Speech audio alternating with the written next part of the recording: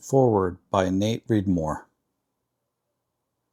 The 1776 report was a direct response to the 1619 Project. One places slavery and racism at the center of the American founding. The other emphasizes the principles of individual freedom and self-government. It is no coincidence that the most ardent critics of the 1776 report are among the staunchest defenders of the 1619 Project. James Grossman, executive director of the American Historical Association, called the 1776 report, quote, a hack job. It's not a work of history. It's a work of contentious politics designed to stoke culture wars, end quote.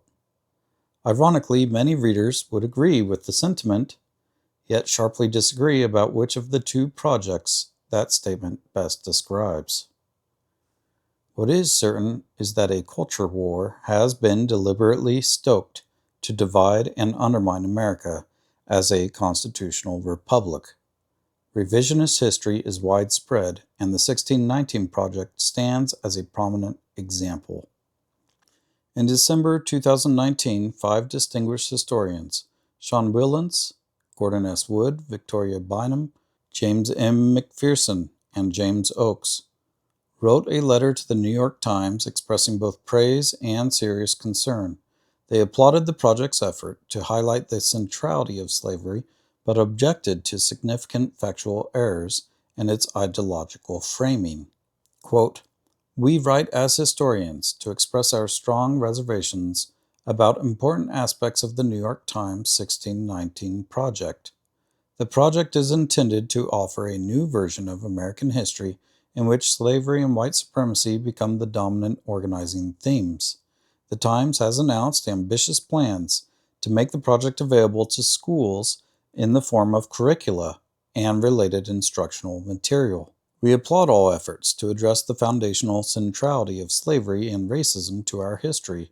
Some of us have devoted our entire professional lives to those efforts, and all of us have worked hard to advance them, raising profound, unsettling questions about slavery and the nation's origins, as the 1619 Project does, is a praiseworthy and urgent public service.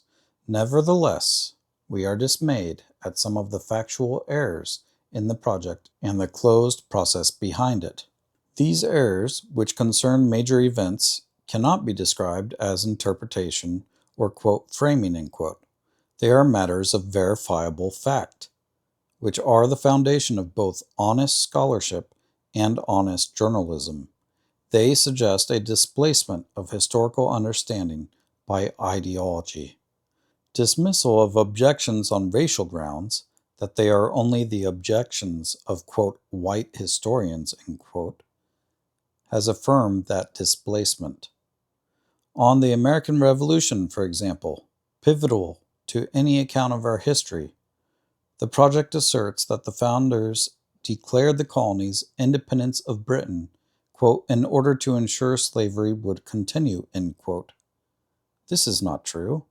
If supportable, the allegation would be astounding. Yet every statement offered to validate it is false. Some of the other material in the project is distorted, including the claim that, quote, for the most part, end quote, Black Americans have fought their freedom struggles, quote, alone, end quote. Still other material is misleading. The project criticizes Abraham Lincoln's views on racial equality, but ignores his conviction that the Declaration of Independence proclaimed universal equality, including blacks as well as whites, a view he upheld repeatedly against powerful white supremacists who opposed him. The project also ignores Lincoln's agreement with Frederick Douglass that the Constitution was, in Douglass's words, quote, a glorious liberty document, end quote. Instead, the project asserts that the United States was founded on racial slavery, an argument invented in the 1830s by pro-slavery champions like John C. Calhoun, and later picked up by a minority of the abolitionists. The 1619 Project has not been presented as the views of individual writers, views that in some cases, as on the supposed direct connections between slavery and modern corporate practices have as yet failed to establish any empirical veracity or reliability and have been seriously challenged by other historians. Instead, the project is offered as an authoritative historical account that bears the imprimatur and credibility of the New York Times. Those connected with the project have assured the public that its materials were shaped by a panel of historians and have been scrupulously fact-checked. Yet the process remains opaque. The names of only some of the historians involved have been released, and the extent of their involvement as, quote, consultants, end quote, and fact-checkers remains vague. The selective transparency deepens our concern. We ask that the Times, according to its own high standards of accuracy and truth, issue prominent corrections of all of the errors and distortions presented in the 1619 project. We also ask for the removal of these mistakes from any materials destined for use in schools, as well as in all further publications, including books bearing the name of the New York Times. We ask finally that the Times reveal fully the process whereby the historical materials were and continue to be assembled, checked, and authenticated. End quote. The New York Times Magazine editor-in-chief, Jake Silverstein, rejected the request for corrections. He defended the project as journalism rather than formal academic history, and argued that its central claims were grounded in scholarship. However, in 2020, the Times quietly added a clarification to Nicole Hannah-Jones's lead essay, changing, quote, one of the primary reasons, end quote, the colonists declared independence to, quote, one of the primary reasons some of the colonists, end quote. For material promoted as history and destined for school curricula, was that single edit sufficient? Does this represent the future of historical education, where journalists insert ideological framing and present it as settled fact? The implications extend beyond scholarship. Politician AOC has echoed 1619-style narratives, claiming that, quote, Black Americans really created democracy in this country, end quote, and asserting, quote, the American Revolution was against the billionaires of their time, end quote. Such revisionism cast the Founding Fathers as proletarian revolutionaries fighting a caste system rather than a tyrannical monarchy. In reality, many founders were among the wealthiest colonists, and they revolted against British imperial overreach, not to preserve racial hierarchy. These interpretations align with the broader push by self-described democratic socialists that many view as advocating Marxist-style transformation. This effort is not limited to American progressives.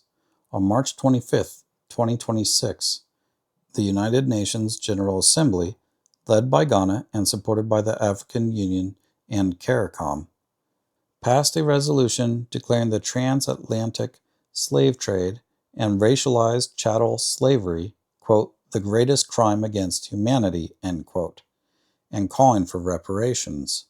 The United States, Israel, and Argentina were the only 3 countries to vote against it. In explaining the U.S. vote, Ambassador Dan Negria stated that while America condemns the historic wrongs of the slave trade, it does not recognize a legal right to reparations for acts that were not illegal under international law at the time. The U.S. also objected to ranking atrocities hierarchically and to what it called the, quote, cynical usage of historical wrongs, end quote, to redistribute modern resources. Ironically, Ghana's own criminal code, 1960, Act 29, Section 314, titled, quote, slave dealing, end quote, makes it a serious crime, second-degree felony, to buy, sell, barter, transfer, or take any person as a slave. In other words, the very act of selling human beings that Ghanaian kingdoms and merchants engaged in during the transatlantic slave trade is explicitly illegal under modern Ghanaian law. Yet Ghana has been one of the leading African nations demanding reparations from the United States and European countries. the buyers in that historical transaction, while largely ignoring or downplaying the active role African kingdoms played on the supply side. A full and honest historical accounting must include African agency, tribal warfare, and the profitable sale of captives by African elites, not merely European and American demand. This inconvenient part of the story is too often omitted from contemporary discourse. Historian Sean Willents criticized the 1619 Project for sacrificing accuracy for ideology and warned against the dangers of identity politics in history. He also described the 1776 report as, quote, the flip side, end quote, of the 1619 Project, essentially a political document. Yale historian David W. Blight went further, calling the 1776 report, quote, fascist and authoritarian propaganda, end quote, viciously right-wing, end quote, and comparable to, quote, sixth grade history from the 1950s, end quote. Some might argue that a return to that earlier standard of American history education would be an improvement over much of what students receive today. Critics of the 1776 report, including statements from the American Historical Association and numerous historians, have identified several areas where the document has been seen as selective or inaccurate. For instance, they argue that it downplays the founders' personal and political complicity in slavery, citing the report's claim that George Washington, quote, by the end of his life, freed all the slaves in his family estate, end quote. In reality, Washington's will freed only his personally owned slaves after his wife's death, while many enslaved people at Mount Vernon were dower slaves belonging to Martha's heirs and were not immediately freed. Critics also contend that the report portrays the founding era primarily as setting the stage for abolition, while minimizing constitutional provisions that protected slavery, such as the 3/5 clause and fugitive slave clauses, and that it understates the economic importance of slavery and the domestic slave trade to the early republic. The report's explanation of the 3/5 clause has been particularly disputed.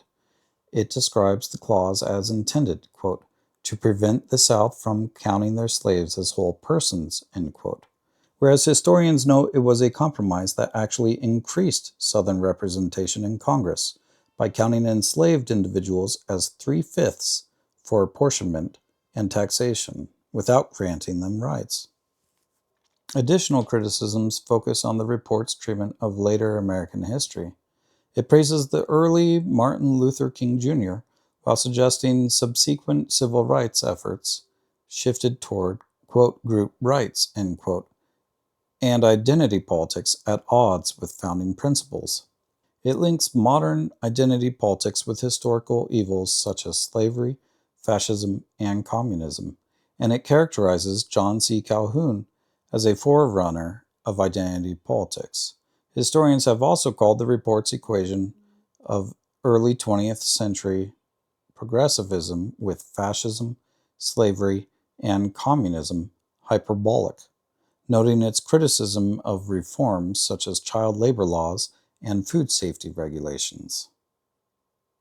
Finally, the report has been faulted for limited coverage of Native Americans, women, Reconstruction, and Jim Crow, its relatively passive treatment of the Civil War, limited engagement with post-1950 scholarship, and instances where sections appear to recycle earlier writings by commission members without attribution. These points have been raised as examples of a unifying narrative that, while aspirational, prioritizes certain themes over a more comprehensive historical account. While these criticisms reflect the prevailing views of many academic historians, they often overstate selective emphases as outright falsehoods and apply anachronistic standards to the founding era.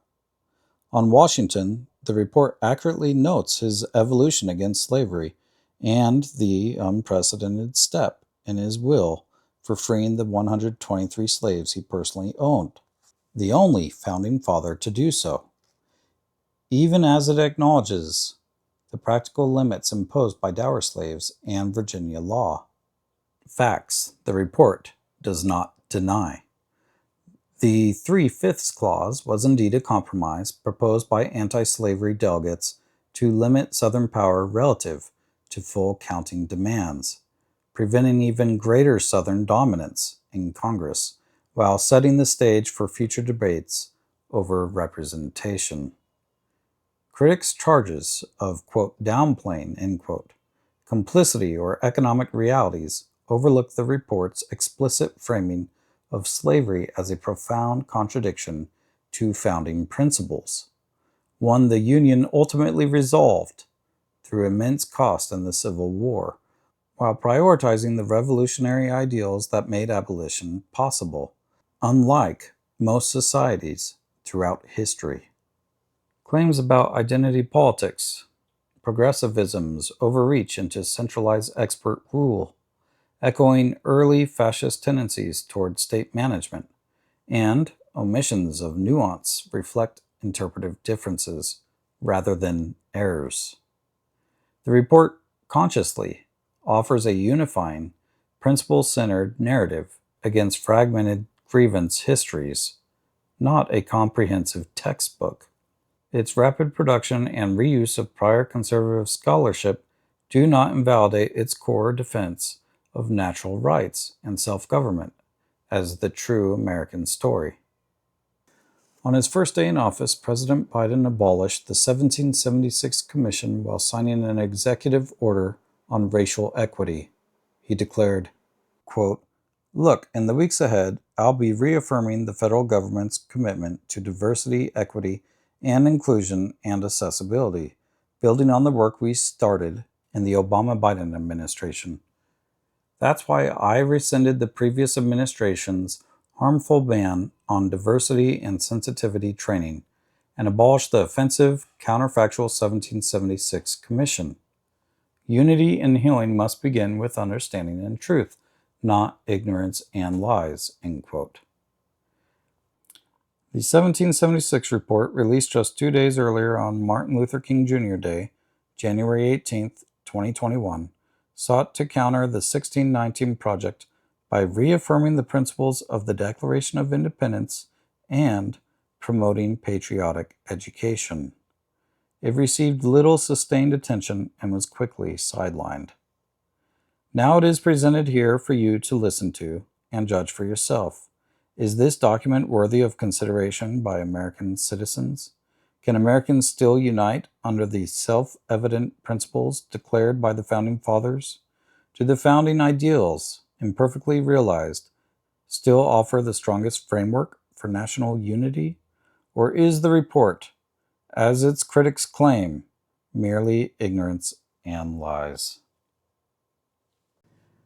The 1776 Report, the President's Advisory 1776 Commission, January 2021. 1. Introduction. In the course of human events, there have always been those who deny or reject human freedom, but Americans will never falter in defending the fundamental truths of human liberty proclaimed on July 4th, 1776. We must always hold these truths.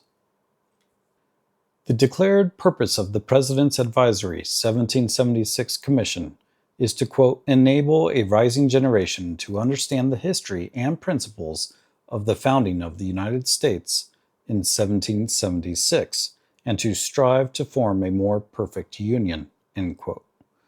This requires a restoration of American education, which can only be grounded on a history of those principles that is, quote, accurate, honest, unifying, inspiring, and ennobling, end quote, and a rediscovery of our shared identity rooted in our founding principles is the path to a renewed American unity and a confident American future.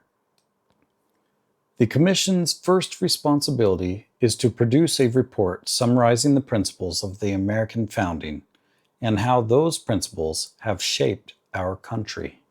That can only be done by truthfully recounting the aspirations and actions of the men and women who sought to build America as a shining, quote, city on a hill, end quote. An exemplary nation, one that protects the safety and promotes the happiness of its people, as an example to be admired and emulated by nations of the world that wish to steer their government toward greater liberty and justice. The record of our founders striving and the nation they built is our shared inheritance and remains a beacon, as Abraham Lincoln said, quote, not for one people or one time, but for all people for all time, end quote. Today, however, Americans are deeply divided about the meaning of their country, its history, and how it should be governed. This division is severe enough to call to mind the disagreements between the colonists and King George, and those between the Confederate and Union forces in the Civil War. They amount to a dispute over not only the history of our country, but also its present purpose and future direction. The facts of our founding are not partisan. They are a matter of history. Controversies about the meaning of the founding can begin to be resolved by looking at the facts of our nation's founding. Properly understood, these facts address the concerns and aspirations of Americans of all social classes, income levels, races and religions, regions and walks of life. As well, these facts provide necessary and wise cautions against unrealistic hopes and checks against pressing partisan claims or utopian agendas too hard or too far. The principles of the American founding can be learned by studying the abundant documents contained in the record. Read fully and carefully. They show how the American people have ever pursued freedom and justice, which are the political conditions for living well. To learn this history is to become a better person, a better citizen, and a better partner in the American experiment of self-government. Comprising actions by imperfect human beings, the American story has its share of missteps, errors, contradictions, and wrongs. These wrongs have always met resistance from the clear principles of the nation, and therefore our history is far more one of self-sacrifice, courage, and nobility. America's principles are named at the outset to be both universal, applying to everyone, and eternal, existing for all time. The remarkable American story unfolds under and because of these great principles. Of course, neither America nor any other nation has perfectly lived up to the universal truths of equality, liberty, justice, and government by consent. But no nation before America ever dared state those truths as the formal basis for its politics, and none has strived harder or done more to achieve them. Lincoln aptly described the American government's fundamental principles as, quote, a standard maxim for free society, end quote, which should be, quote, familiar to all and revered by all, constantly looked to, constantly labored for, and even though never perfectly attained, constantly approximated, end quote. But the very attempt to attain them, every attempt to attain them, would, Lincoln continued, constantly spread and deepen the influence of these principles and augment, quote, the happiness and value of life to all people of all colors everywhere, end quote. The story of America is the story of this ennobling struggle. The President's Advisory 1776 Commission presents this first report with the intention of cultivating a better education among Americans in the principles and history of our nation, and in the hope that a rediscovery of those principles and the forms of constitutional government will lead to a more perfect union. 2. The meaning of the Declaration. The United States of America is in most respects a nation like any other. It embraces a people who inhabit a territory governed by laws administered by human beings. Like other countries, our country has borders, resources, industries, cities and towns, farms and factories, homes, schools, and houses of worship.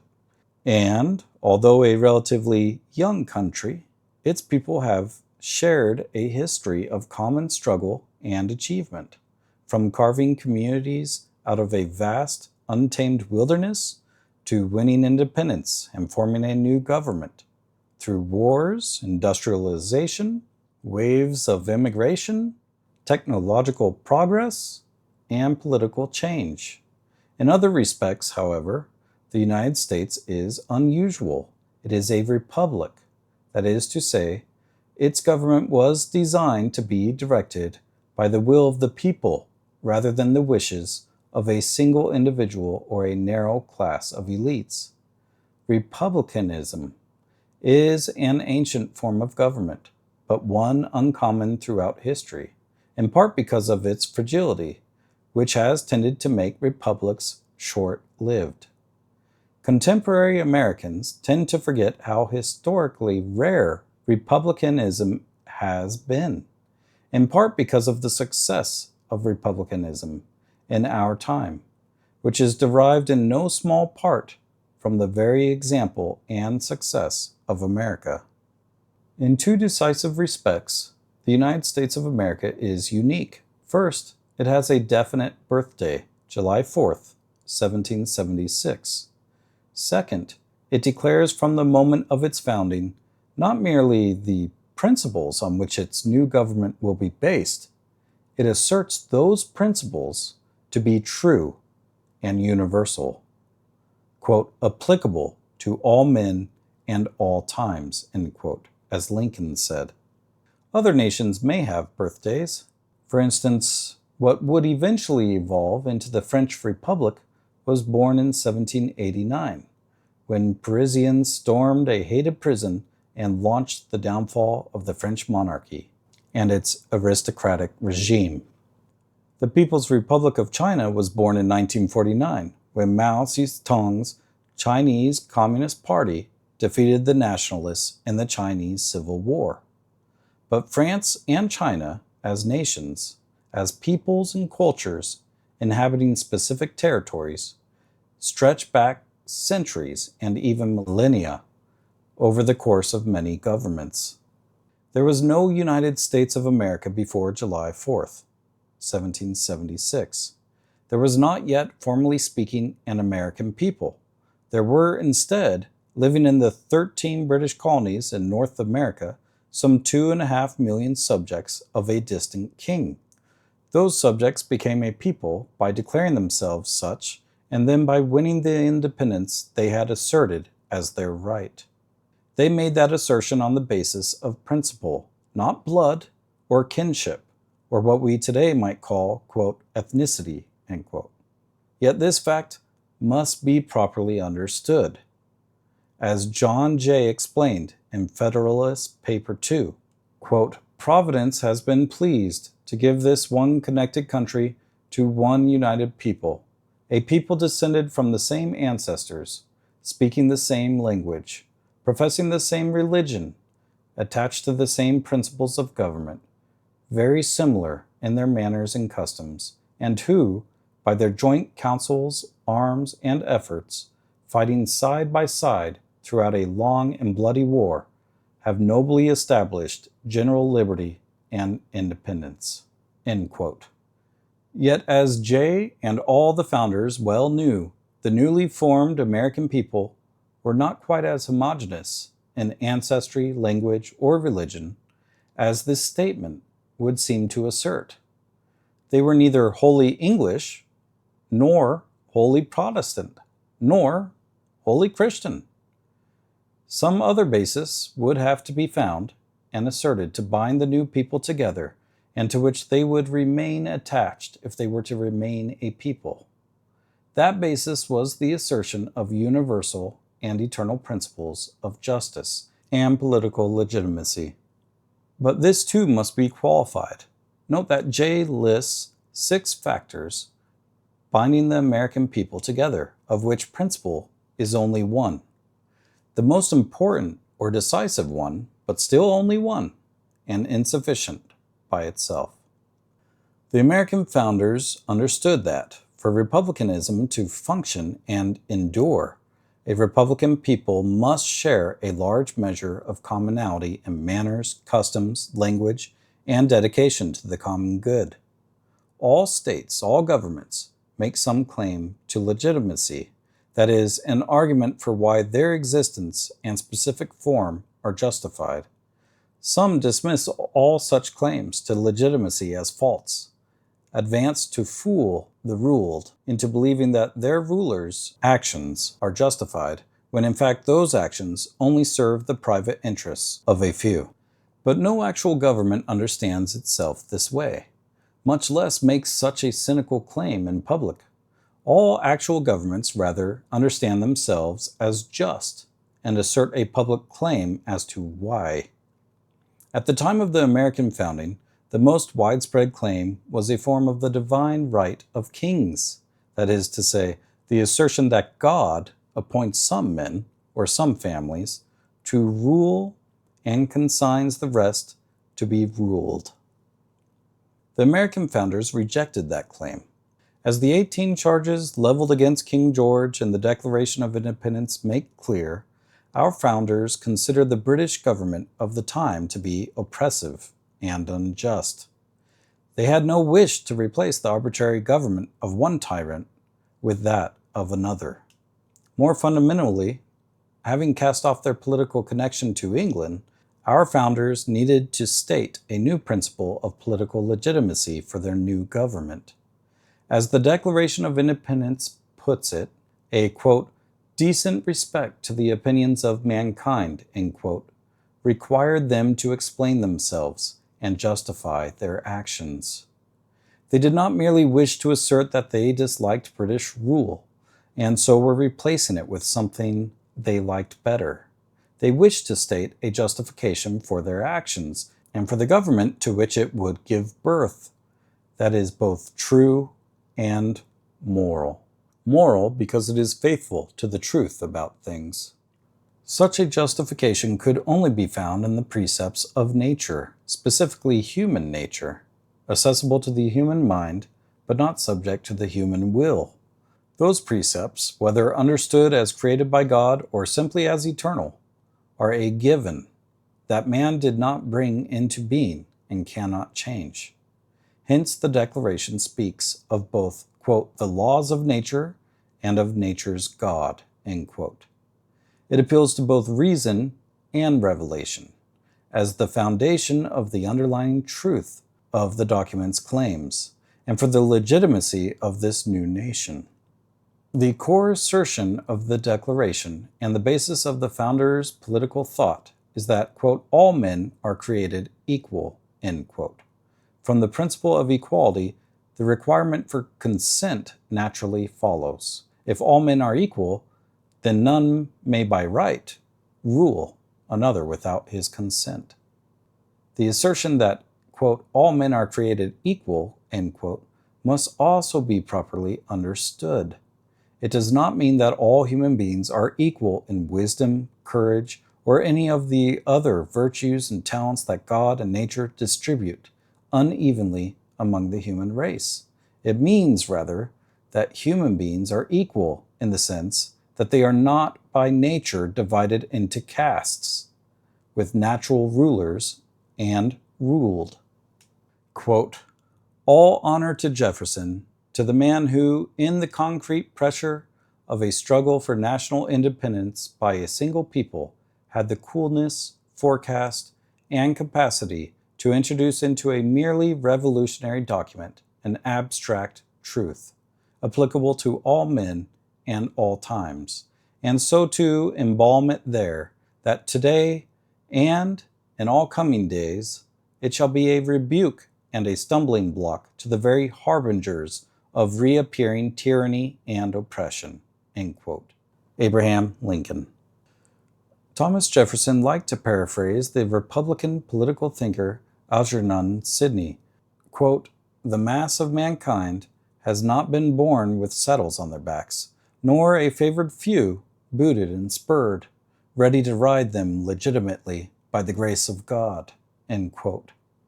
Superiority of talent, even a superior ability to rule, is not a divine or natural title or warrant to rule. George Washington, surely one of the ablest statesmen who ever lived, never made such an outlandish claim, and indeed vehemently rejected such assertions made by others about him. As Abraham Lincoln would later explain, there was no urgent need for the founders to insert into a, quote, "merely revolutionary document," end quote, this, quote, "abstract truth applicable to all men in all times," end quote. They could simply have told the British king they were separating and left it at that, but they enlarged the scope of their declaration so that its principles would serve as, quote, "a rebuke and a stumbling block to the very harbingers of reappearing tyranny and oppression," end quote. The finality of the truth that, quote, "all men are created equal," end quote, was intended to make impossible any return to formal or legal inequality, whether to older forms such as absolute monarchy and hereditary aristocracy, or to as yet unimagined forms we have seen in more recent times.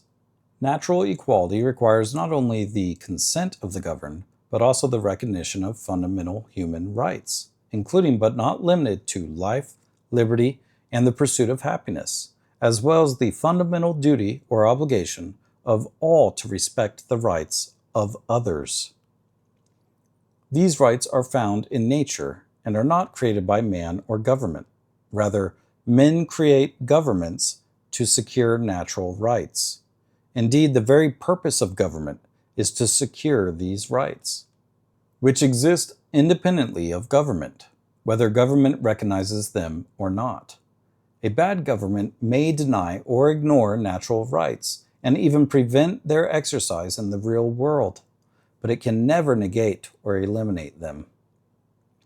The principles of the Declaration are universal and eternal, yet they were asserted by a specific people for a specific purpose in a specific circumstance.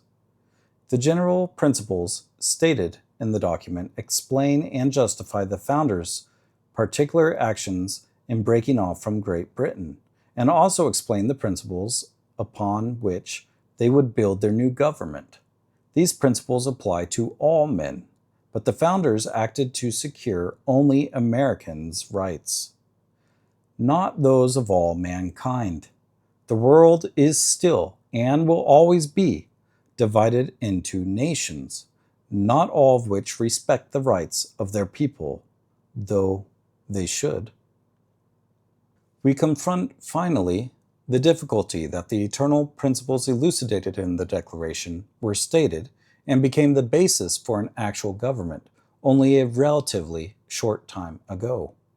Yet if these principles are both eternal and accessible to the human mind, why were they not discovered and acted upon long before 1776?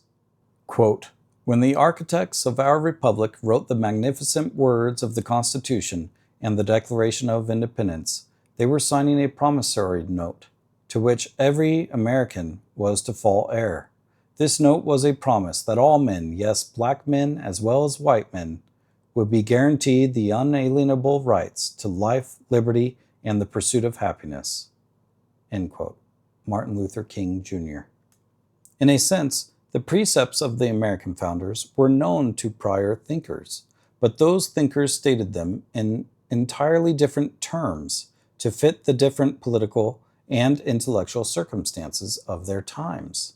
For instance, ancient philosophers appear to teach that wisdom is a genuine title to rule, and that in a decisive respect all men are not created equal.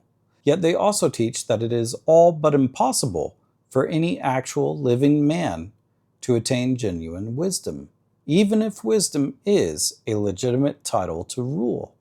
If perfect wisdom is unattainable by any living man, then no man is by right the ruler of any other except by their consent.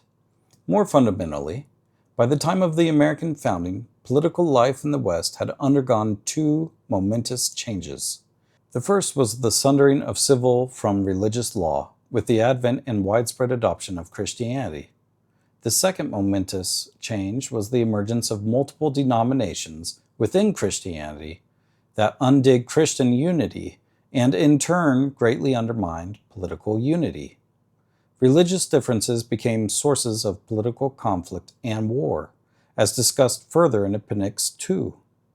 It was in response to these fundamentally new circumstances that the American founders developed the principle of religious liberty.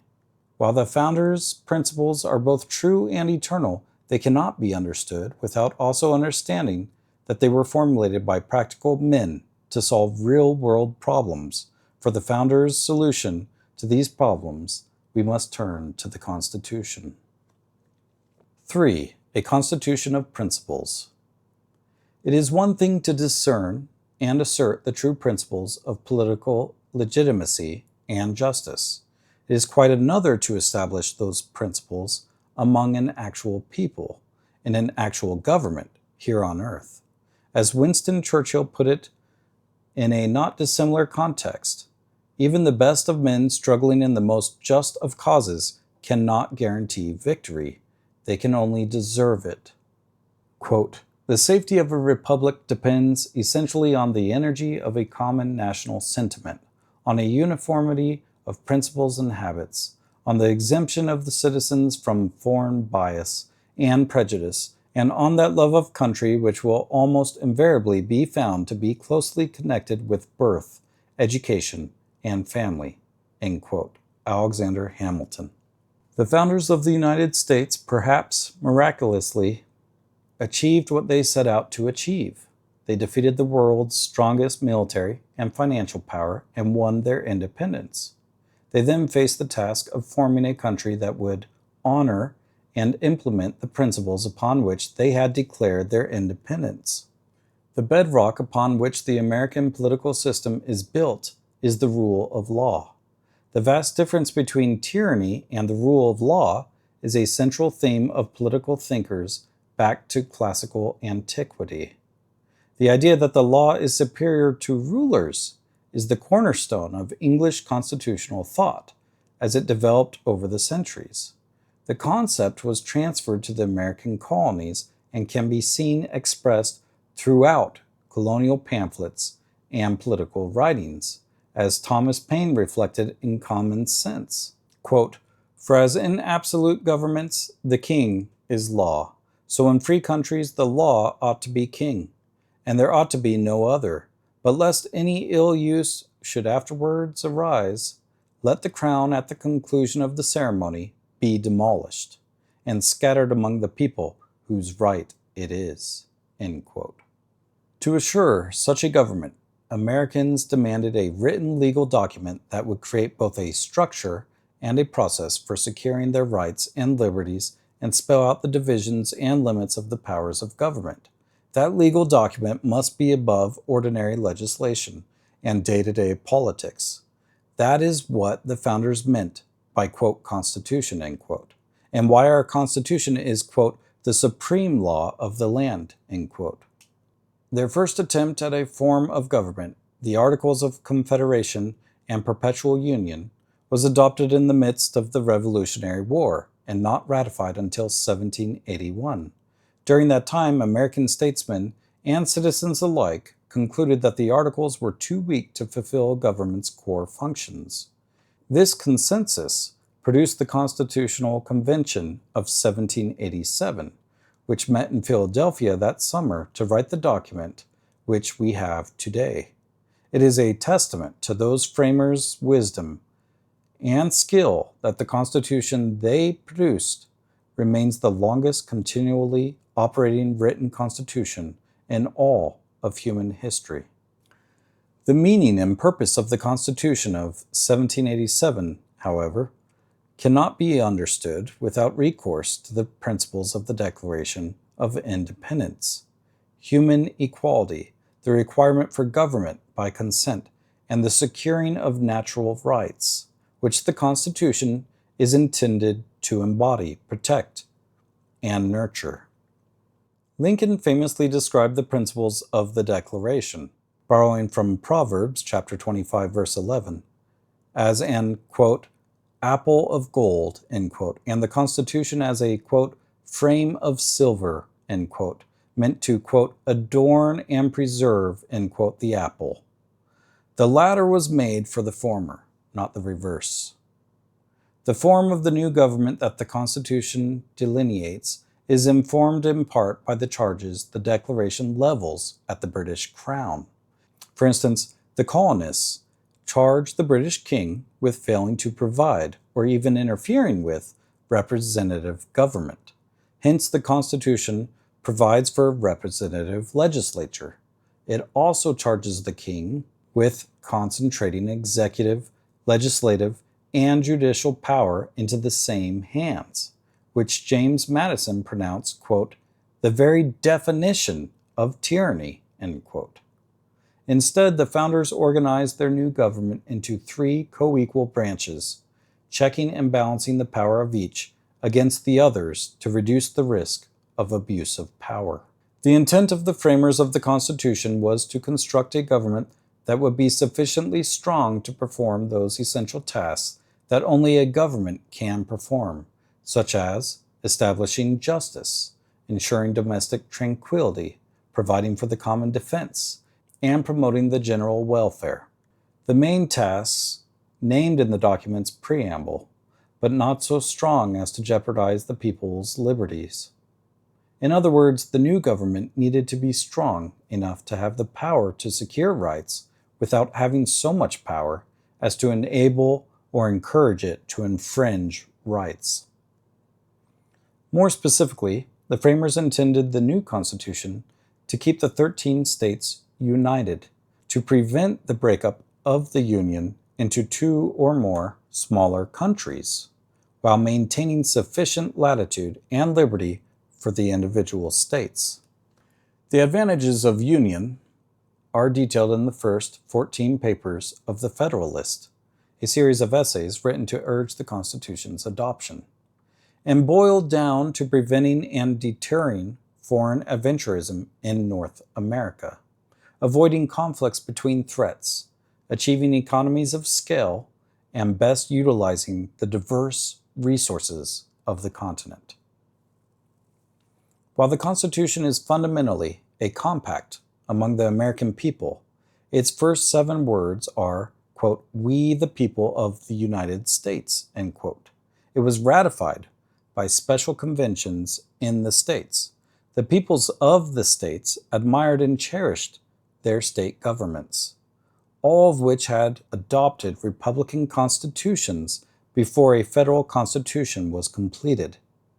Hence, the framers of the new national government had to respect the states' prior existence and jealous guarding of their own prerogatives. They also believed that the role of the federal government should be limited to performing those tasks that only a national government can do, such as providing for the nation's security or regulating commerce between the states, and that most tasks were properly the responsibility of the states. And they believed that strong states, as competing power centers, would act as counterweights against a potentially overweening central government, in the same way that the separation of powers checks and balances the branches of the federal government. Quote, to throw obstacles in the way of a complete education is like putting out the eyes.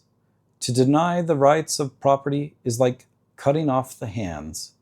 To refuse political equality is to rob the ostracized of all self-respect, of credit in the marketplace, of recompense in the world of work, of a voice in choosing those who make and administer the law, a choice in the jury before whom they are tried, and in the judge who decides their punishment. End quote. Elizabeth Cady Stanton. For the founders, the principle that just government requires the consent of the governed in turn requires republicanism, because the chief way that consent is granted to a government on an ongoing basis is through the people's participation in the political process. This is the reason the Constitution, quote, guarantees to every state in this union a republican form of government, end quote.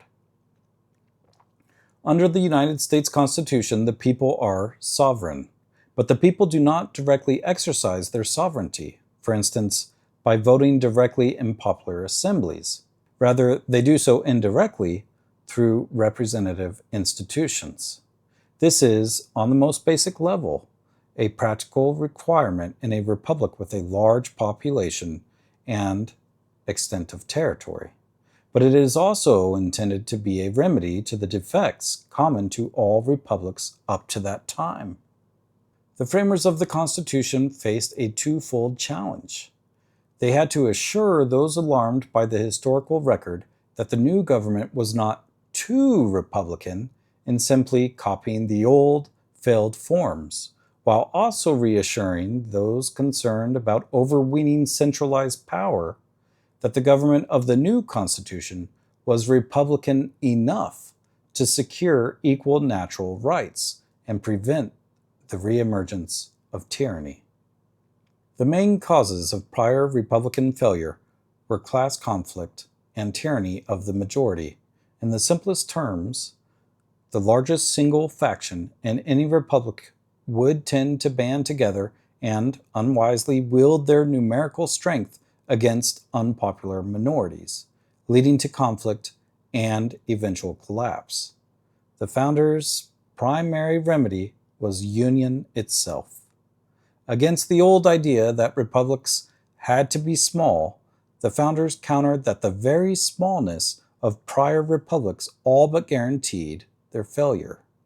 In small republics, the majority can more easily organize itself into a dominant faction.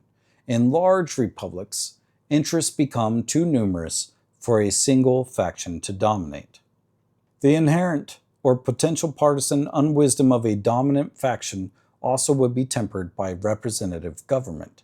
Rather than the people acting as a body, the people would instead select office holders to represent them.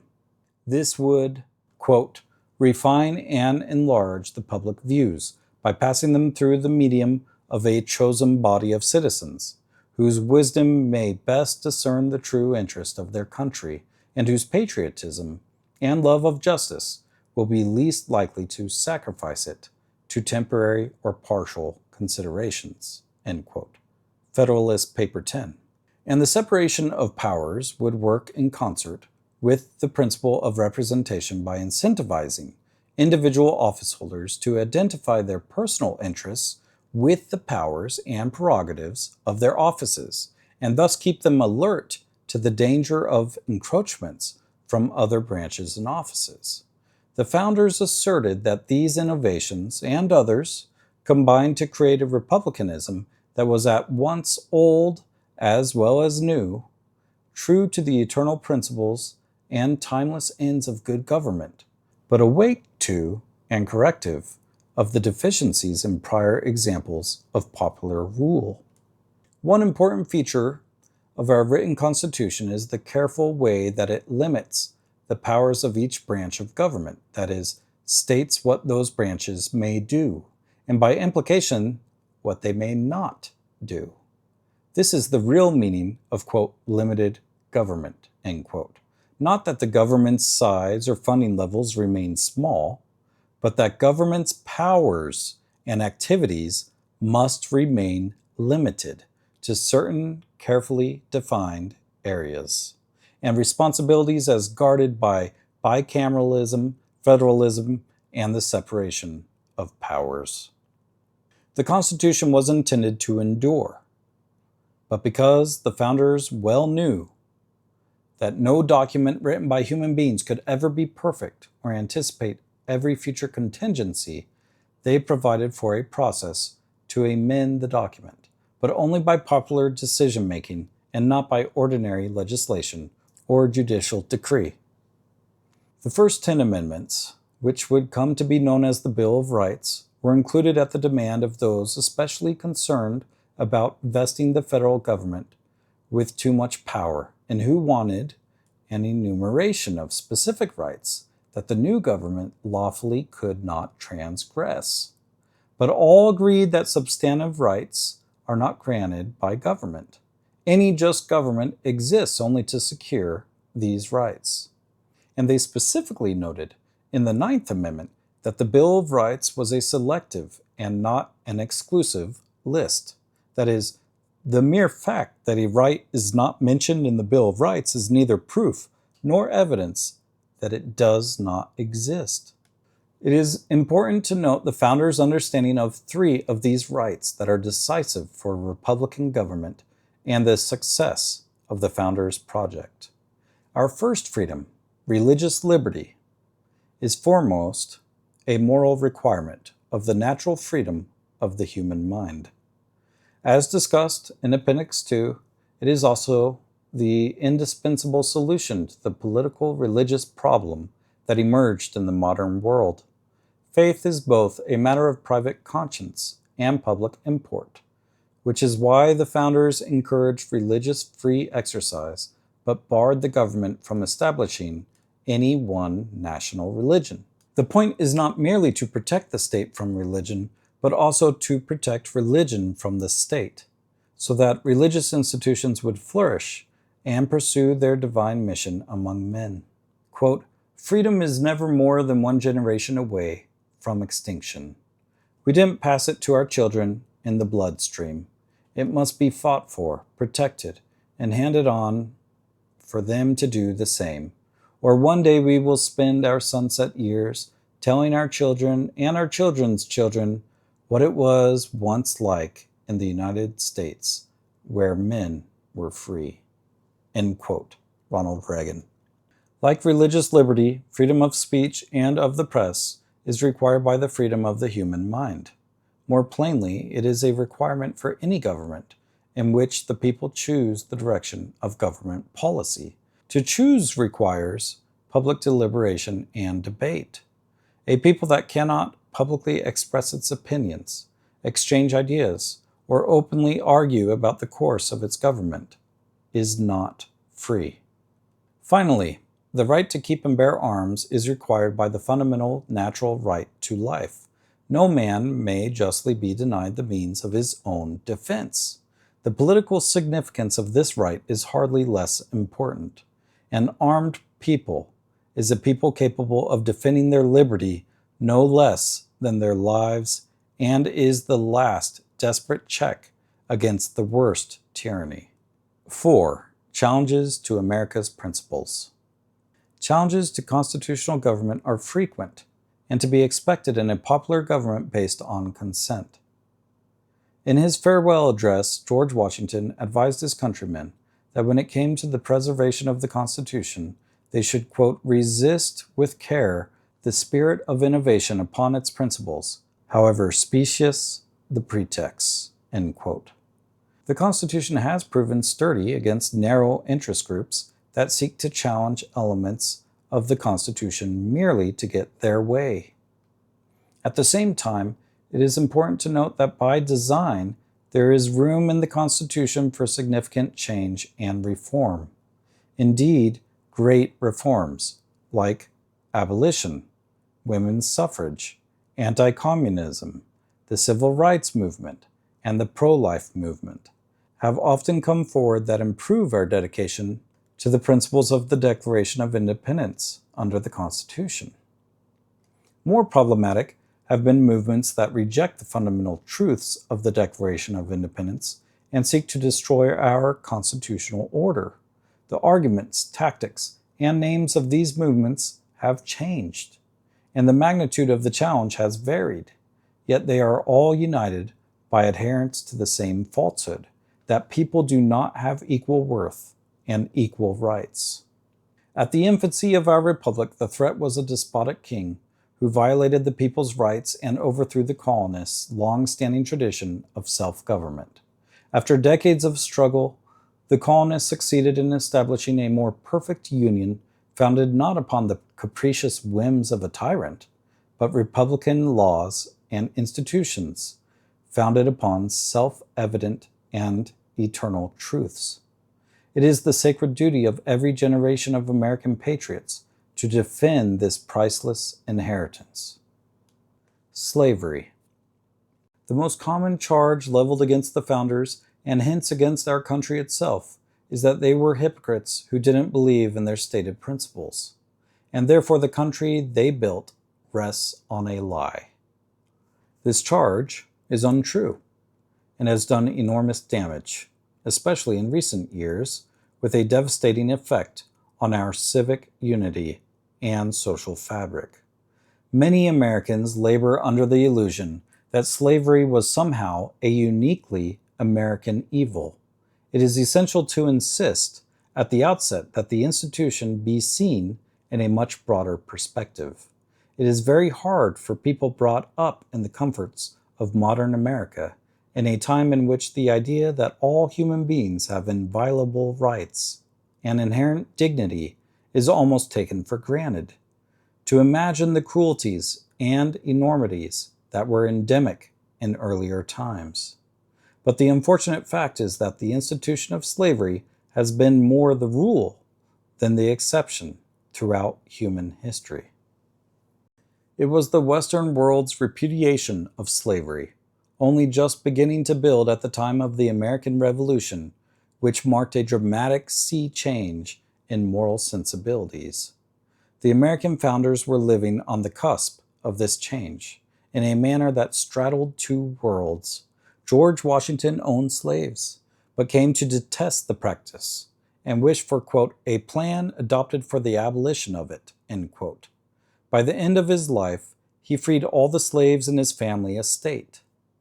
Thomas Jefferson also held slaves, and yet included in his original draft of the Declaration a strong condemnation of slavery, which was removed at the insistence of certain slave-holding delegates. Inscribed in marble at his memorial in Washington, D.C., is Jefferson's foreboding reference to the injustice of slavery, quote, I tremble for my country when I reflect that God is just, that his justice cannot sleep forever, end quote.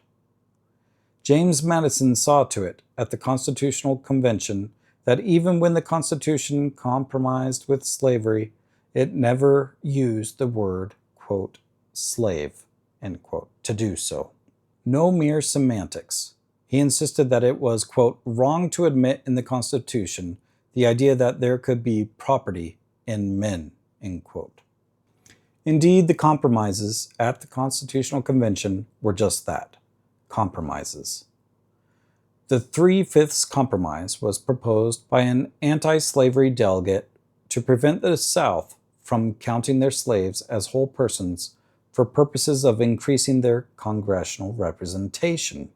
The so-called fugitive slave cause, perhaps the most hated protection of all, accommodated pro-slavery delegates, but was written so that the Constitution did not sanction slavery in the states where it existed.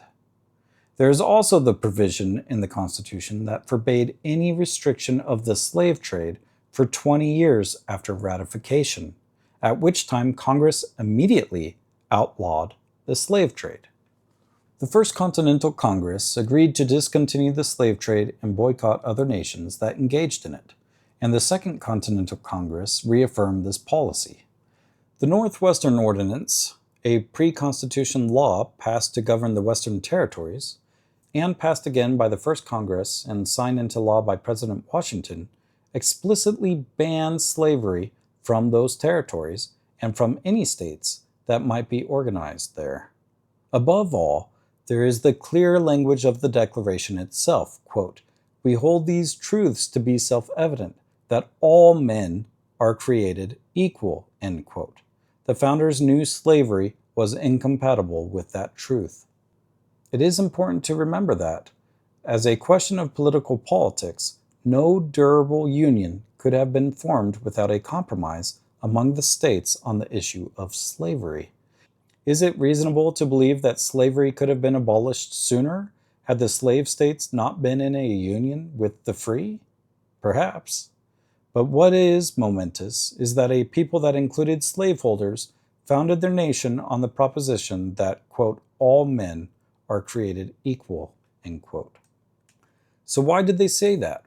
without immediately abolishing slavery. To establish the principle of consent as the ground of all political legitimacy and to check against any possible future drift toward or return to despotism for sure, but also in Lincoln's words, quote, to declare the right so that the enforcement of it might follow as fast as circumstances should permit, end quote. The foundation of our republic planted the seeds of the death of slavery in America. The Declaration's unqualified proclamation of human equality flatly contradicted the existence of human bondage, and, along with the Constitution's compromises, understood in light of that proposition, set the stage for abolition. Indeed, the movement to abolish slavery that first began in the United States led the way in bringing about the end of legal slavery. Benjamin Franklin was president of the Pennsylvania Society for Promoting the Abolition of Slavery, and John Jay, the first Chief Justice of the Supreme Court, was the president of a similar society in New York. John Adams opposed slavery his entire life as a, quote, foul contagion in the human character, end quote, and, quote, an evil of colossal magnitude, end quote. Frederick Douglass had been born a slave, but escaped and eventually became a prominent spokesman for the abolitionist movement.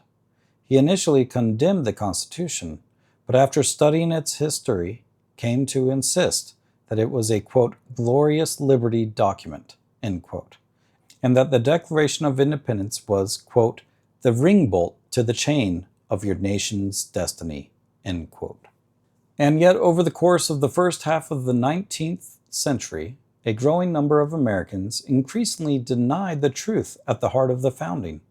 Senator John C. Calhoun of South Carolina famously rejected the Declaration's principle of equality as, quote, the most dangerous of all political error, end quote, and a, quote, self-evident lie, end quote. He never doubted that the founders meant what they said.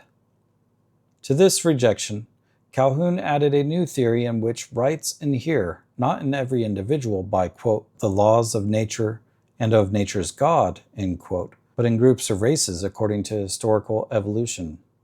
This new theory was developed to protect slavery. Calhoun claimed it was a, quote, positive good, end quote, and specifically to prevent lawful majorities from stopping the spread of slavery into federal territories where it did not yet exist. Quote, in the way our fathers originally left the slavery question, the institution was in the course of ultimate extinction, and the public mind rested in the belief that it was in the course of ultimate extinction, end quote, Abraham Lincoln observed in 1858. Quote, all I have asked or desired anywhere is that it should be placed back again upon the basis that the fathers of our government originally placed it upon, end quote.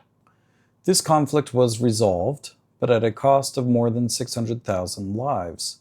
Constitutional amendments were passed to abolish slavery, grant equal protection under the law, and guarantee the right to vote regardless of race. Yet the damage done by the denial of core American principles and by the attempted substitution of a theory of group rights in their place proved widespread and long-lasting. These, indeed, are the direct ancestors of some of the destructive theories that today divide our people and tear at the fabric of our country. Quote, we live in an age of science and of abounding accumulation of material things. These did not create our Declaration. Our Declaration created them. The things of the Spirit come first. Unless we cling to that, all our material prosperity, overwhelming though it may appear, will turn to a barren scepter in our grasp. End quote. Calvin Coolidge. Progressivism. In the decades that followed the Civil War, in response to the Industrial Revolution and the expansion of urban society, many American elites adopted a series of ideas to address these changes, called progressivism. Although not all of one piece, and not without its practical merits. The political thought of progressivism held that the times had moved far beyond the founding era, and that contemporary society was too complex any longer to be governed by principles formulated in the 18th century. To use a contemporary analogy, progressives believed that America's original, quote, software, end quote, the founding documents, were no longer capable of operating America's vastly more complex, quote, hardware, end quote. The advanced industrial society that had emerged since the founding. More significantly, the progressives held that truths were not permanent, but only relative to their time. They rejected the self-evident truth of the declaration that all men are created equal and are endowed equally, either by nature or by God, with unchanging rights. As one prominent progressive historian wrote in 1922, quote, "To ask whether the natural rights philosophy of the Declaration of Independence is true or false is essentially a meaningless question," end quote. Instead, progressives believed there were only group rights that are constantly redefined and change with the times.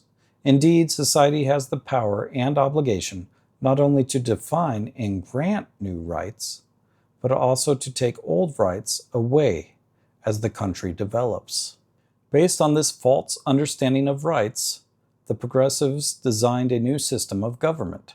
Instead of securing fundamental rights grounded in nature, government, operating under a new theory of the, quote, living, end quote, constitution, should constantly evolve to secure evolving rights. In order to keep up with these changes, government would be run more and more by credentialed managers, who would direct society through rules and regulations that mold to the currents of the time. Before he became President of the United States, Woodrow Wilson laid out this new system whereby, quote, "the functions of government are in a very real sense independent of legislation and even constitutions," end quote, meaning that this new view of government would operate independent of the people.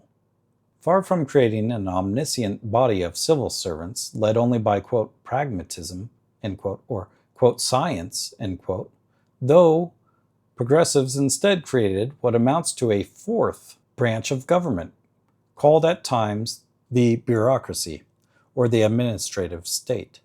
This shadow government never faces elections, and today operates largely without checks and balances. The founders always opposed government unaccountable to the people and without constitutional restraint, yet it continues to grow around us. Quote, "Hold on, my friends, to the Constitution and to the Republic for which it stands. Miracles do not cluster, and what has happened once in 6,000 years may not happen again. Hold on to the Constitution, because if the American Constitution should fail, there will be anarchy throughout the world." End quote. Daniel Webster. Fascism.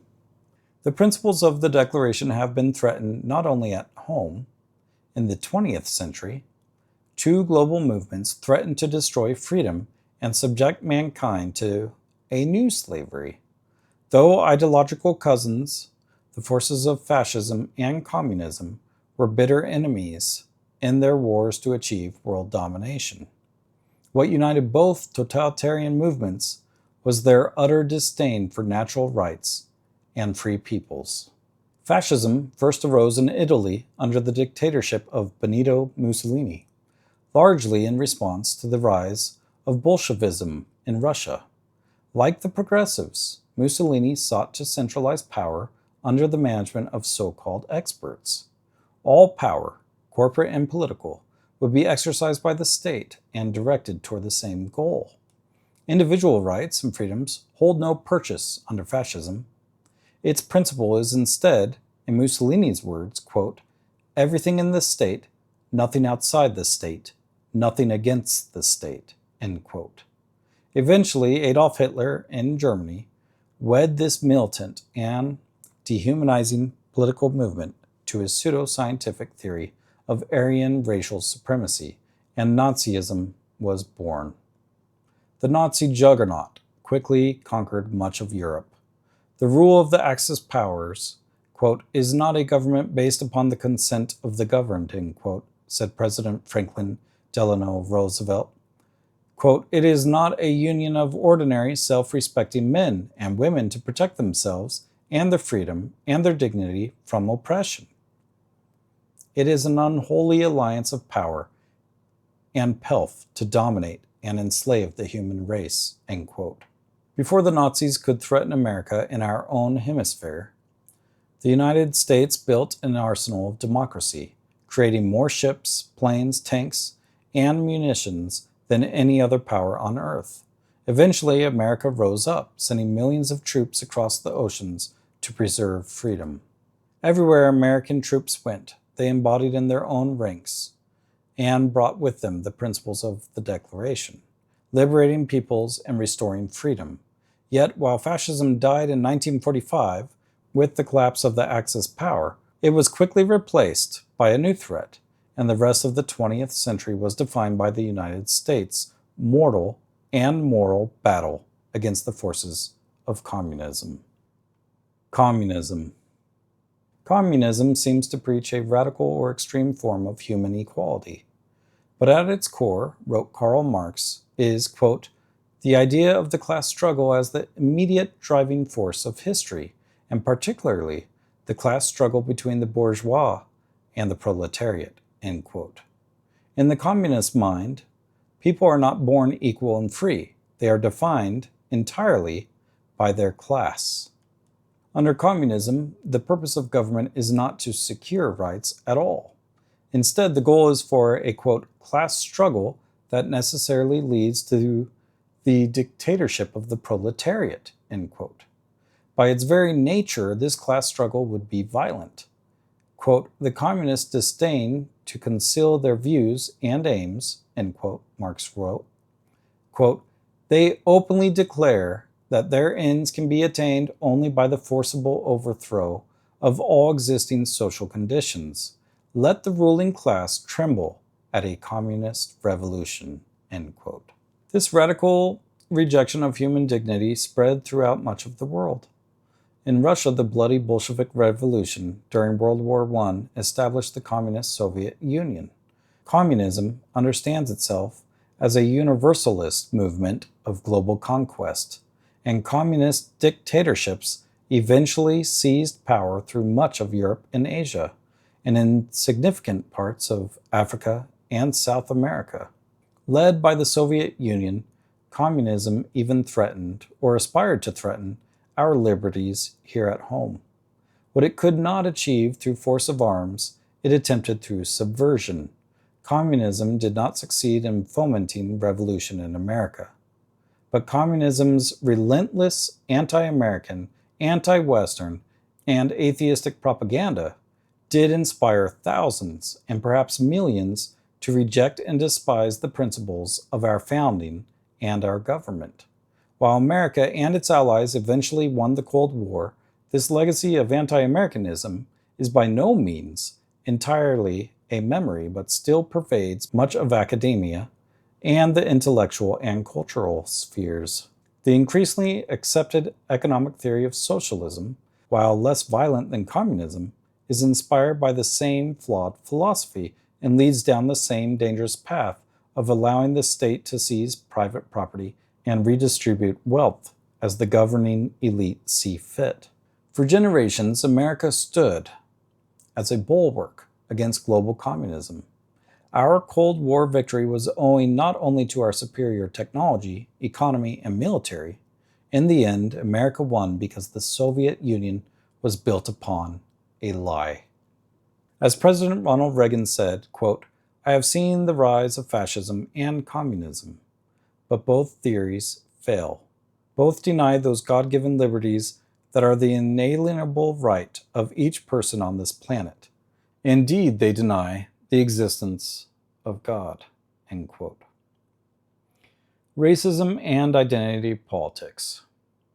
The 13th Amendment of the Constitution, passed after the Civil War, brought an end to legal slavery. Blacks enjoyed a new equality and freedom, voting for and holding elective office in states across the Union. But it did not bring an end to racism or to the unequal treatment of blacks everywhere. Despite the determined efforts of the post-war Reconstruction Congress to establish civil equality for free slaves, the postbellum South ended up devolving into a system that was hardly better than slavery. The system enmeshed freedmen in relationships of extreme dependency and used poll taxes, literacy tests, and the violence of vigilante groups like the Ku Klux Klan to prevent them from exercising their civil rights, particularly the right to vote. Jim Crow laws enforced the strict segregation of the races and gave legal standing in some states to a pervasive subordination of blacks. It would take a national movement composed of people from different races, ethnicities, nationalities, and religions to bring about an America fully committed to ending legal discrimination. The civil rights movement culminated in the 1960s with the passage of three major legislative reforms affecting segregation, voting, and housing rights. It presented itself and was understood by the American people as consistent with the principles of the founding. Quote, "When the architects of our republic wrote the magnificent words of the Constitution and the Declaration of Independence, they were signing a promissory note to which every American was to fall heir," end quote. Martin Luther King Jr. said in his, quote, "I have a dream," end quote, speech. Quote, "This note was a promise that all men, yes, black men as well as white men, would be guaranteed the unalienable rights to life, liberty, and the pursuit of happiness," end quote. It seemed, finally, that America's nearly two-century effort to realize fully the principles of the Declaration had reached a culmination. But the heady spirit of the original civil rights movement, whose leaders forcefully quoted the Declaration of Independence, the Constitution, and the rhetoric of the founders and of Lincoln, proved to be short-lived. The civil rights movement was almost immediately turned to programs that ran counter to the lofty ideals of the founders. The ideas that drove this change had been growing in America for decades. They distorted many areas of policy in the half-century that followed. Among the distortions was the abandonment of non-discrimination and equal opportunity in favor of, quote, "group rights," end quote, not unlike those advanced by Calhoun and his followers. The justification for reversing the promise of colorblind civil rights was that past discrimination requires present effort, or affirmative action in the form of preferential treatment, to overcome long accrued inequalities. Those forms of preferential treatment built up in our system over time, first in administrative rulings, then executive orders, later in congressionally passed law, and finally were sanctified by the Supreme Court. Today, far from a regime of equal natural rights for equal citizens, enforced by the equal application of law, we have moved toward a system of explicit group privilege that, in the name of, quote, "social justice," end quote, demands equal results and explicitly sorts citizens into, quote, "protected classes," end quote, based on race and other demographic categories. Eventually, this regime of formal inequality would come to be known as, quote, "identity politics," end quote, the stepchild of earlier rejections of the founding. Identity politics, discussed in Appendix 3, values people by characteristics like race, sex, and sexual orientation, and holds that new times demand new rights to replace the old. This is the opposite of King's hope that his children would, quote, "live in a nation where they will not be judged by the color of their skin, but by the content of their character," end quote, and denies that all are endowed with the unalienable rights to life, liberty, and the pursuit of happiness.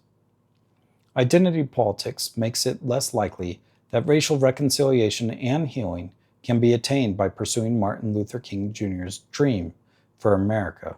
and upholding the highest ideals of our Constitution and our Declaration of Independence. Quote, promote, then, as an object of primary importance, institutions for the general diffusion of knowledge, in proportion as the structure of a government gives force to public opinion. It is essential that public opinion should be enlightened. End quote. George Washington. 5. The task of national renewal.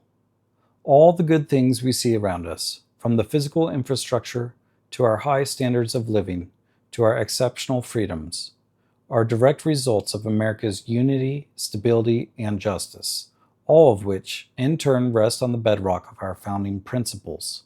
Yet today, our country is in danger of throwing this inheritance away. The choice before us now is clear. Will we choose the truths of the Declaration, or will we fall prey to the false theories that have led too many nations to tyranny? It is our mission, all of us, to restore our national unity by rekindling a brave and honest love of our country and by raising new generations of citizens who not only know the self-evident truths of the founding, but act worthy of them. This great project of national renewal depends upon true education, not merely training in particular skills, but the formation of citizens. To remain a free people, we must have the knowledge, strength, and virtue of a free people. From families and schools to popular culture and public policy, we must teach our founding principles and the character necessary to live out those principles. This includes restoring patriotic education that teaches the truth about America. That doesn't mean ignoring the faults in our past, but rather viewing our history clearly and wholly, with reverence and love. We must also prioritize personal responsibility and fulfilling the duties we have toward one another as citizens. Above all, we must stand up to the petty tyrants in every sphere who demand that we speak only of America's sins while denying her greatness. At home, in school, at the workplace, and in the world, it is the people, and only the people, who have the power to stand up for America and defend our way of life. The role of the family. By their very nature, families are the first educators. Teaching children how to treat others with respect, make wise decisions, exercise patience, think for themselves, and steadfastly guard their God-given liberties. It is good mothers and fathers, above all others, who form good people and good citizens. This is why America's founding fathers often echoed the great Roman statesman Cicero in referring to the family as the, quote, seminary of the Republic, end quote. They understood that the habits and morals shaped in the home determine the character of our communities and the ultimate fate of our country. When children see their mother and father hard at work, they learn the dignity of labor and the reward of self-discipline. When adults speak out against dangerous doctrines that threaten our freedoms and values, children learn the time-tested concept of free expression and the courageous spirit of American independence. When parents serve a neighbor in need, they model charity and prove that every human being has inherent worth.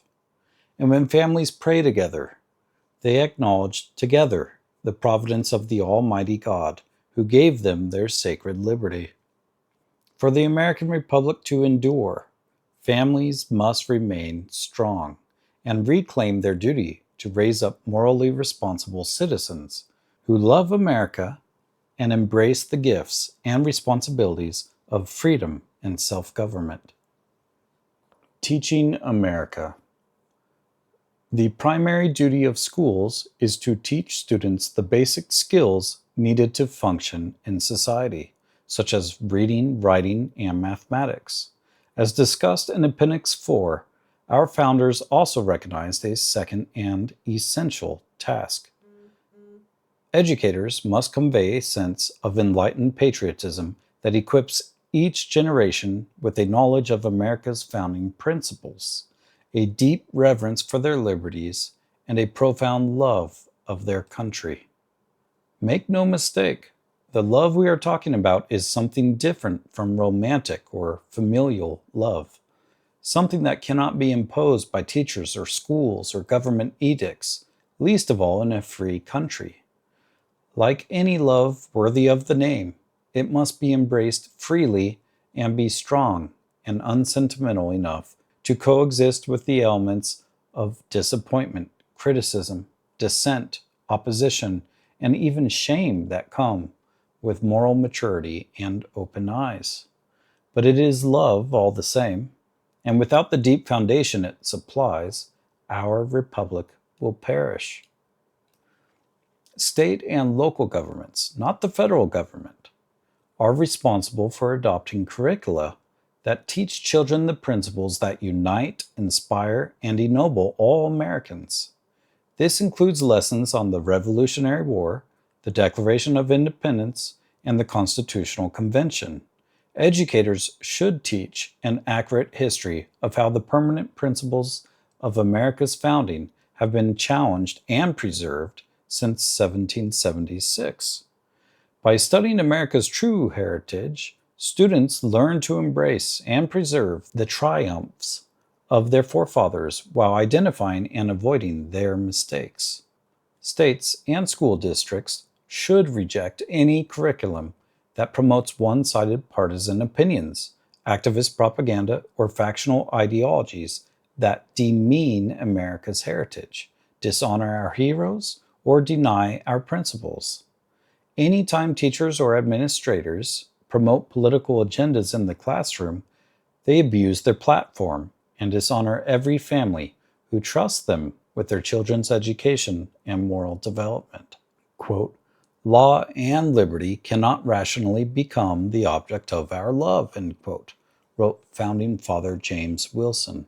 Quote, "unless they first become the objects of our knowledge," end quote. Students who are taught to understand America's exceptional principles and America's powerful history grow into strong citizens who respect the rule of law and protect the country they know and love. A scholarship of freedom.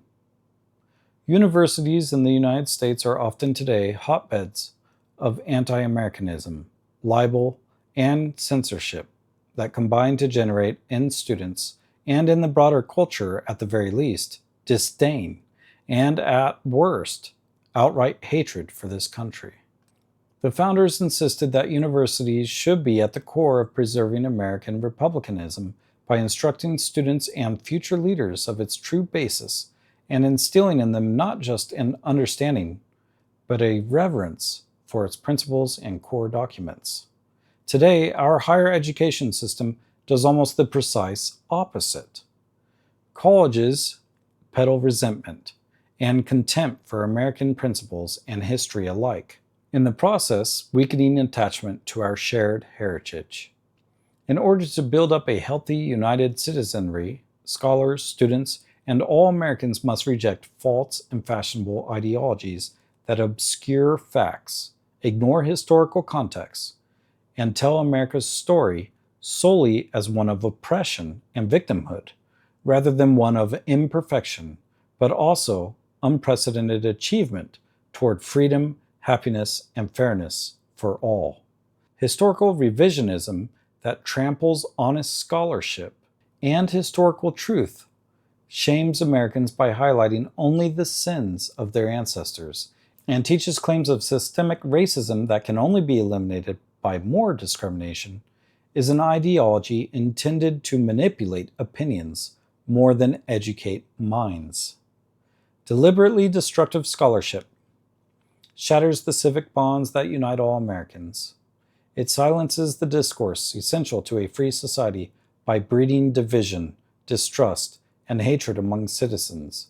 And it is the intellectual force behind so much of the violence in our cities, suppression of free speech in our universities, and defamation of our treasured national statues and symbols. To restore our society, academics must return to their vocation of relentlessly pursuing the truth and engaging in honest scholarship that seeks to understand the world and America's place in it. Quote, to place before mankind the common sense of the subject in terms so plain and firm as to command their assent, and to justify ourselves in the independent stand we are compelled to take. It was intended to be an expression of the American mind, and to give to that expression the proper tone and spirit called for by the occasion. End quote. Thomas Jefferson. The American mind.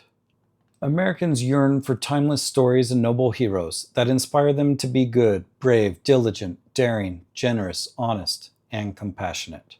Millions of Americans devour histories of the American Revolution and the Civil War, and thrill to the tales of Washington, Jefferson, Hamilton, and Franklin, Lincoln and Grant, Sojourner Truth, and Frederick Douglass. We still read the tales of Hawthorne and Melville, Twain and Poe, and the poems of Whitman and Dickinson. On Independence Day, we hum John Philip Sousa's Stars and Stripes Forever, and sing along to Woody Guthrie's This Land is Your Land. Americans applaud the loyalty, love, and kindness shared by the March sisters in Little Women, revere the rugged liberty of the cowboys in old westerns, and cheer the adventurous spirit of young Tom Sawyer. These great works have withstood the test of time because they speak to eternal truths and embody the American spirit.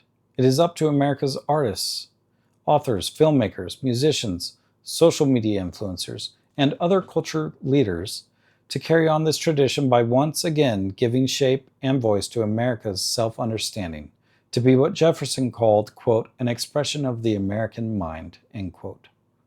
To them falls the creative task of writing stories, songs, and scripts that help to restore every American's conviction to embrace the good, lead virtuous lives, and act with an attitude of hope toward a better and bolder future for themselves, their families, and the entire nation. Reverence for the laws. The principles of equality and consent mean that all are equal before the law. No one is above the law, and no one is privileged to ignore the law, just as no one is outside the law in terms of its protection. In his Lyceum Address, a young Abraham Lincoln warned of two results of a growing disregard for the rule of law. The first is mob rule. Quote, whenever the vicious portion of our population shall be permitted to gather in bands of hundreds and thousands, and burn churches, ravage and rob provision stores, throw printing presses into rivers, shoot editors, and hang and burn obnoxious persons at pleasure and with impunity, depend upon it, this government cannot last. End quote. But Lincoln also warned of those of great ambition who thirst for distinction, and although, quote, he would, as willingly, perhaps more so, acquire it by doing good as harm, yet that opportunity being past, and nothing left to be done in the way of building up, he would set boldly to take the task of pulling down, end quote. Whether of the left or of the right, both mob rule and tyrannical rule violate the rule of law, because both are rule by the base passions rather than the better angels of our nature. Both equally threaten our constitutional order. When crimes go unpunished, or when good men do nothing, the lawless in spirit will become lawless in practice, leading to violence and demagoguery. Patriotic education must have at its center a respect for the rule of law, including the Declaration and the Constitution, so that we have what John Adams called, quote, a government of laws and not of men, end quote. In the end, Lincoln's solution must be ours. Quote, let every American, every lover of liberty, every well-wisher to his posterity, swear by the blood of the Revolution never to violate in the least particular the laws of the country, and never to tolerate their violation by others, as the patriots of '76 did to the support of the Declaration of Independence, so too the support of the Constitution and laws. Let every American pledge his life, his property, and his sacred honor. Let every man remember that to violate the law is to trample on the blood of his father, and to tear the character of his own and his children's liberty. Let reverence for the laws be breathed by every American mother to the listening babe that prattles on her lap. Let it be taught in schools, in seminaries, and in colleges. Let it be written in primers, spelling books, and in almanacs. Let it be preached from the pulpit, proclaimed in legislative halls, and enforced in courts of justice." End quote. 6. Conclusion. On the 150th anniversary of the signing of the Declaration of Independence, President Calvin Coolidge raised the immortal banner in his time. Quote, "It is often asserted," end quote, he said, quote, "that the world has made a great deal of progress since 1776, and that we may therefore very well discard their conclusions for something more modern. But that reasoning cannot be applied to this great charter. If all men are created equal, that is final. If they are endowed with inalienable rights, that is final. If governments derive their just powers from the consent of the governed, that is final. No advance, no progress can be made beyond these propositions." End quote. America's founding principles are true not because any generation, including our own, has lived them perfectly, but because they are based upon the eternal truths of the human condition. They are rooted in our capacity for evil and power for good, our longing for truth and striving for justice, our need for order, and our love of freedom. Above all else, these principles recognize the worth, equality, potential, dignity, and glory of each and every man, woman, and child created in the image of God. Throughout our history, our heroes, men and women, young and old, black and white, of many faiths and from all parts of the world, have changed America for the better, not by abandoning these truths, but by appealing to them. Upon these universal ideals, they built a great nation, unified a strong people, and formed a beautiful way of life worth defending. To be an American means something noble and good. It means treasuring freedom and embracing the vitality of self-government. We are shaped by the beauty, bounty, and wildness of our continent. We are united by the glory of our history, and we are distinguished by the American virtues of openness, honesty, optimism, determination, generosity, confidence, kindness, hard work, courage, and hope. Our principles did not create these virtues, but they laid the groundwork for them to grow and spread and forge America into the most just and glorious country in all of human history. As we approach the 250th anniversary of our independence, we must resolve to teach future generations of Americans an accurate history of our country so that we all learn and cherish our founding principles once again. We must renew the pride and gratitude we have for this incredible nation that we are blessed to call home. When we appreciate America for what she truly is, we know that our Declaration is worth preserving, our Constitution worth defending, our fellow citizens worth loving, and our country worth fighting for.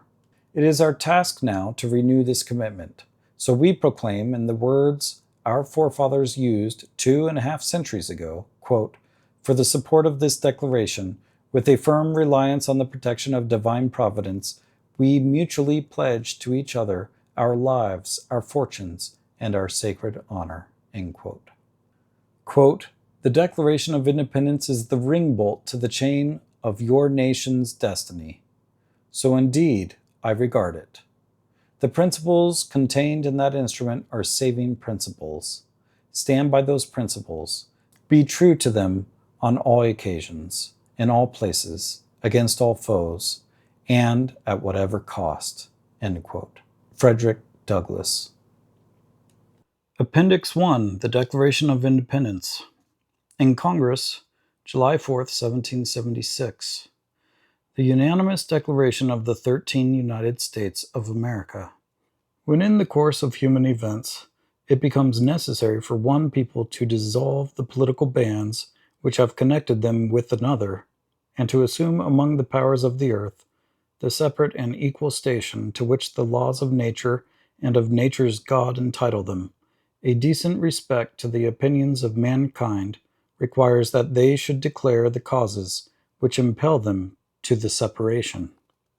We hold these truths to be self-evident, that all men are created equal, that they are endowed by their Creator with certain unalienable rights, that among these are life, liberty, and the pursuit of happiness, that to secure these rights, governments are instituted among men, deriving their just powers from the consent of the governed, that whenever any form of government becomes destructive of these ends, it is the right of the people to alter or to abolish it, and to institute new government, laying its foundation on such principles and organizing its powers in such form, as to them shall seem most likely to effect their safety and happiness. Prudence, indeed, will dictate that governments long established should not be changed for light and transient causes.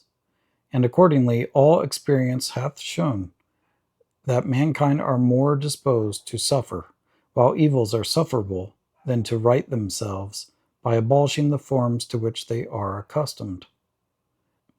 But when a long train of abuses and usurpations, pursuing invariably the same object, evinces a design to reduce them under absolute despotism, it is their right, it is their duty, to throw off such government, and to provide new guards for their future security. Such has been the patient sufferance of these colonies, and such is now the necessity which constrains them to alter their former systems of government. The history of the present King of Great Britain is a history of repeated injuries and usurpations, all having in direct object the establishment of an absolute tyranny over these states. To prove this, let facts be submitted to a candid world. He has refused his assent to laws, the most wholesome and necessary for the public good. He has forbidden his governors to pass laws of immediate and pressing importance, unless suspended in their operation till his assent should be obtained, and when so suspended, he has utterly neglected to attend to them. He has refused to pass other laws for the accommodation of large districts of people, unless those people would relinquish the right of representation in the legislature, a right inestimable to them and formidable to tyrants only. He has called together legislative bodies at places unusual, uncomfortable, and distant from the depository of their public records, for the sole purpose of fatiguing them into compliance with his measures. He has dissolved representative houses repeatedly for opposing with manly firmness his invasions on the rights of the people. He has refused for a long time, after such dissolutions, to cause others to be elected, whereby the legislative powers, incapable of annihilation, have returned to the people at large for their exercise, the state remaining in the meantime exposed to all the dangers of invasion from without and convulsions within. He has endeavored to prevent the population of these states, for that purpose obstructing the laws for naturalization of foreigners, refusing to pass others to encourage their migrations hither, and raising the conditions of new appropriations of lands. He has obstructed the administration of justice by refusing his assent to laws for establishing judiciary powers. He has made judges dependent on his will alone for the tenure of their offices and the amount and payment of their salaries. He has erected a multitude of new offices and sent hither swarms of officers to harass our people and eat out their substance. He has kept among us, in times of peace, standing armies without the consent of our legislatures. He has affected to render the military independent of and superior to the civil power. He has combined with others to subject us to a jurisdiction foreign to our Constitution and unacknowledged by our laws. giving his assent to their acts of pretended legislation, for quartering large bodies of armed troops among us, for protecting them, by a mock trial, from punishment for any murders which they should commit on the inhabitants of these states, for cutting off our trade with all parts of the world, for imposing taxes on us without our consent, for depriving us, in many cases, of the benefits of trial by jury, for transporting us beyond seas to be tried for pretended offenses, for abolishing the free system of English laws in a neighboring province, establishing therein an arbitrary government, and enlarging its boundaries so as to render it at once an example and fit instrument for introducing the same absolute rule into these colonies, for taking away our charters, abolishing our most valuable laws, and altering fundamentally the forms of our governments,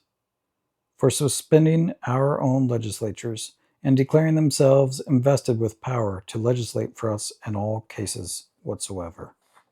He has abdicated government here by declaring us out of his protection and waging war against us. He has plundered our seas, ravaged our coasts, burnt our towns, and destroyed the lives of our people.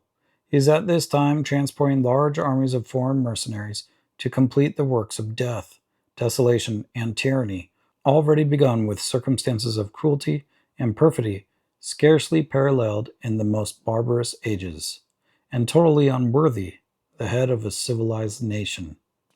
He has constrained our fellow citizens, taken captive on the high seas, to bear arms against their country, to become the executioners of their friends and brethren, or to fall themselves by their hands.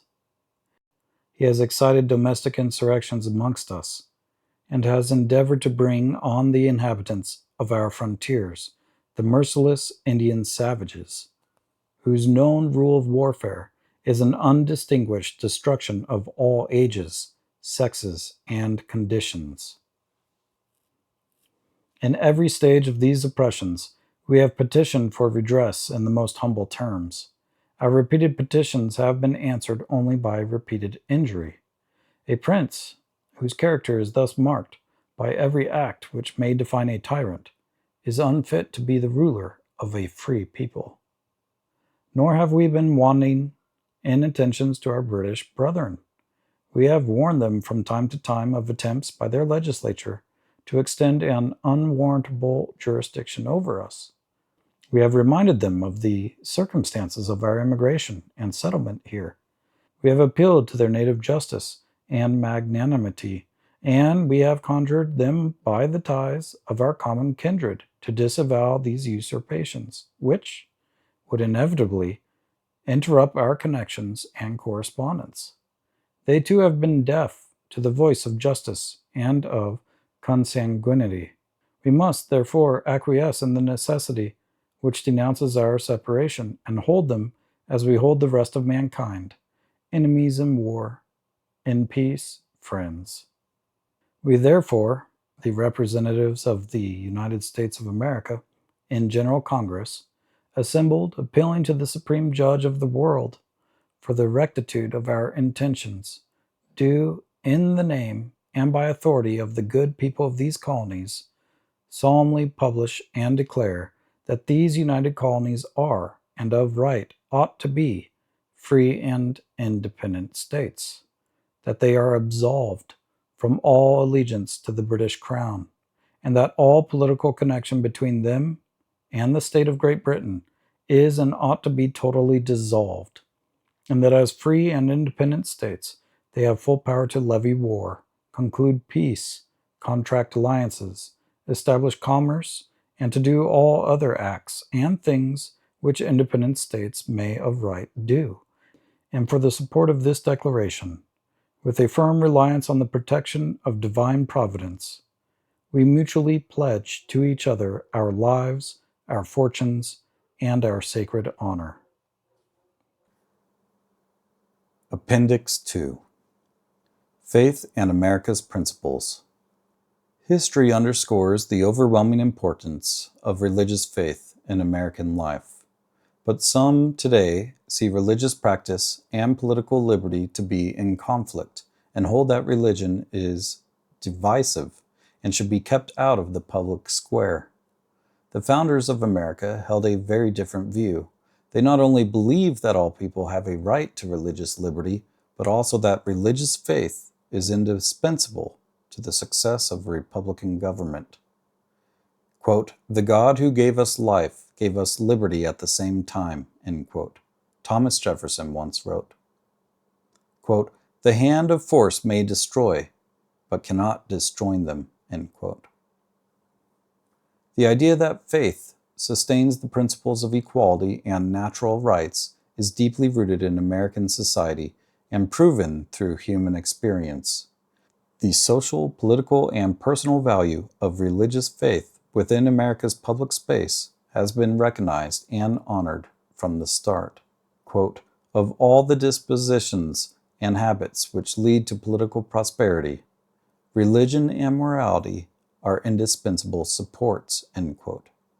George Washington observed in his farewell address, quote, "In vain would that man claim the tribute of patriotism who should labor to subvert these great pillars of human happiness, these firmest props of the duties of men and citizens," end quote. He went on to warn, quote, "Let us with caution indulge the supposition that morality can be maintained without religion.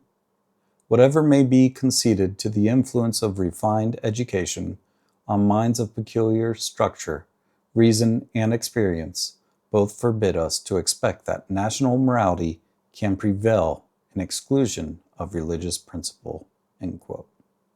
Civil and religious liberty. By the time of the American founding, political life in the West had undergone two momentous changes. The first was the sundering of civil from religious law.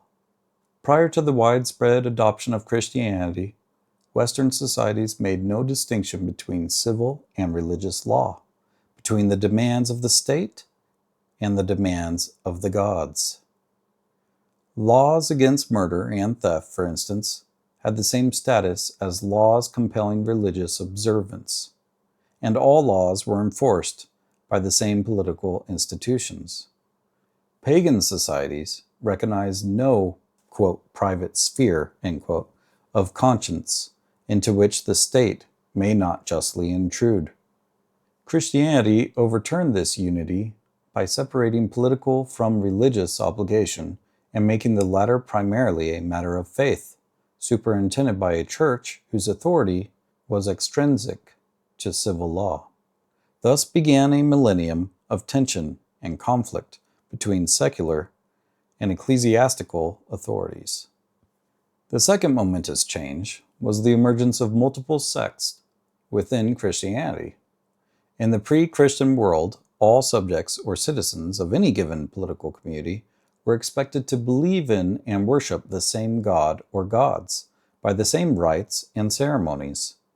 This basic unity held through the first several centuries of Christianity. But the Great Schism, and more significantly, the Reformation, undid Christian unity, which in turn greatly undermined political unity. Religious differences became sources of political conflict and war. The nations of Europe fell into internal sectarian divisions and external religious political wars.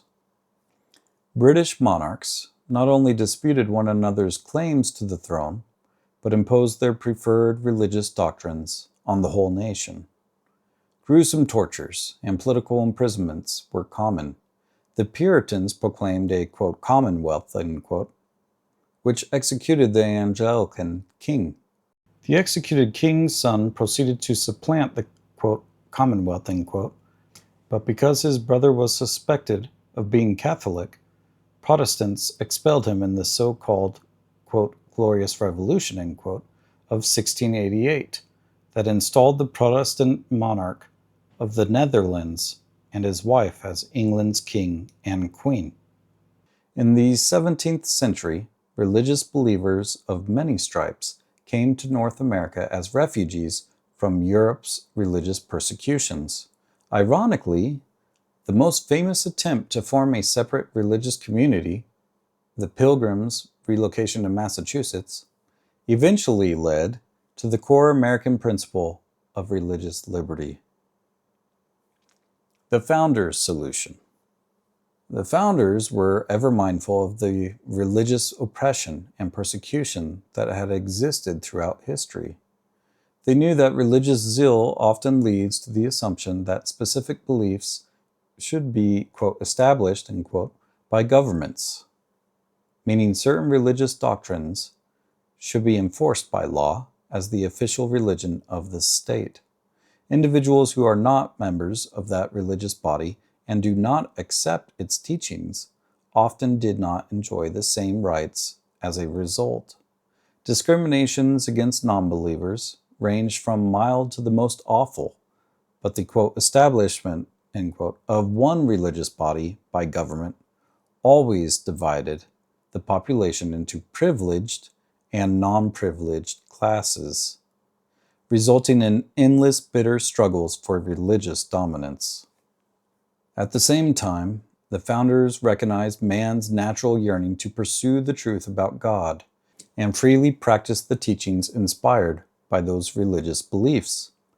They knew that religious beliefs, good for the ultimate happiness of the individual, were also good for politics because they encouraged the virtues such as justice, self-restraint, courage, and truthfulness, necessary for self-government. To violate the consciences of citizens by using force to change their religious beliefs was a gross injustice. Violations of conscience by government would not strengthen the attachment of citizens to their government, but would only foster hypocrisy, hatred, and rebellion.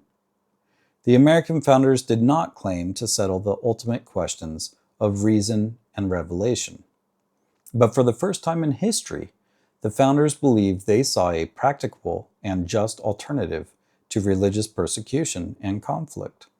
Unlike previous forms of government, the Constitution they framed did not include the power to, quote, establish, end quote, a national religion, and it specifically denied that anyone could be prevented from holding office by a, quote, religious test, end quote.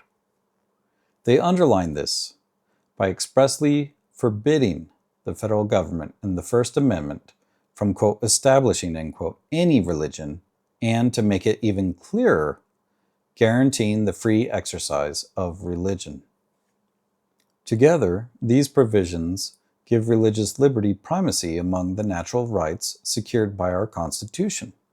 This follows from the principles of the Declaration as the foremost way individuals fulfill their well-being in exercising their natural right to, quote, the pursuit of happiness, end quote, is through the religious teachings and institutions they believe and hope will lead to their salvation. We often use the phrase, quote, the separation of church and state, end quote, to refer to the Founders' practical settlement of these questions, but this phrase is usually misunderstood to mean a complete separation of religion and politics, which is a very different idea. When the Founders denied government the power to establish a religion, they did not intend to expunge religion from political life, but to make room for the religious beliefs and free expression of all citizens.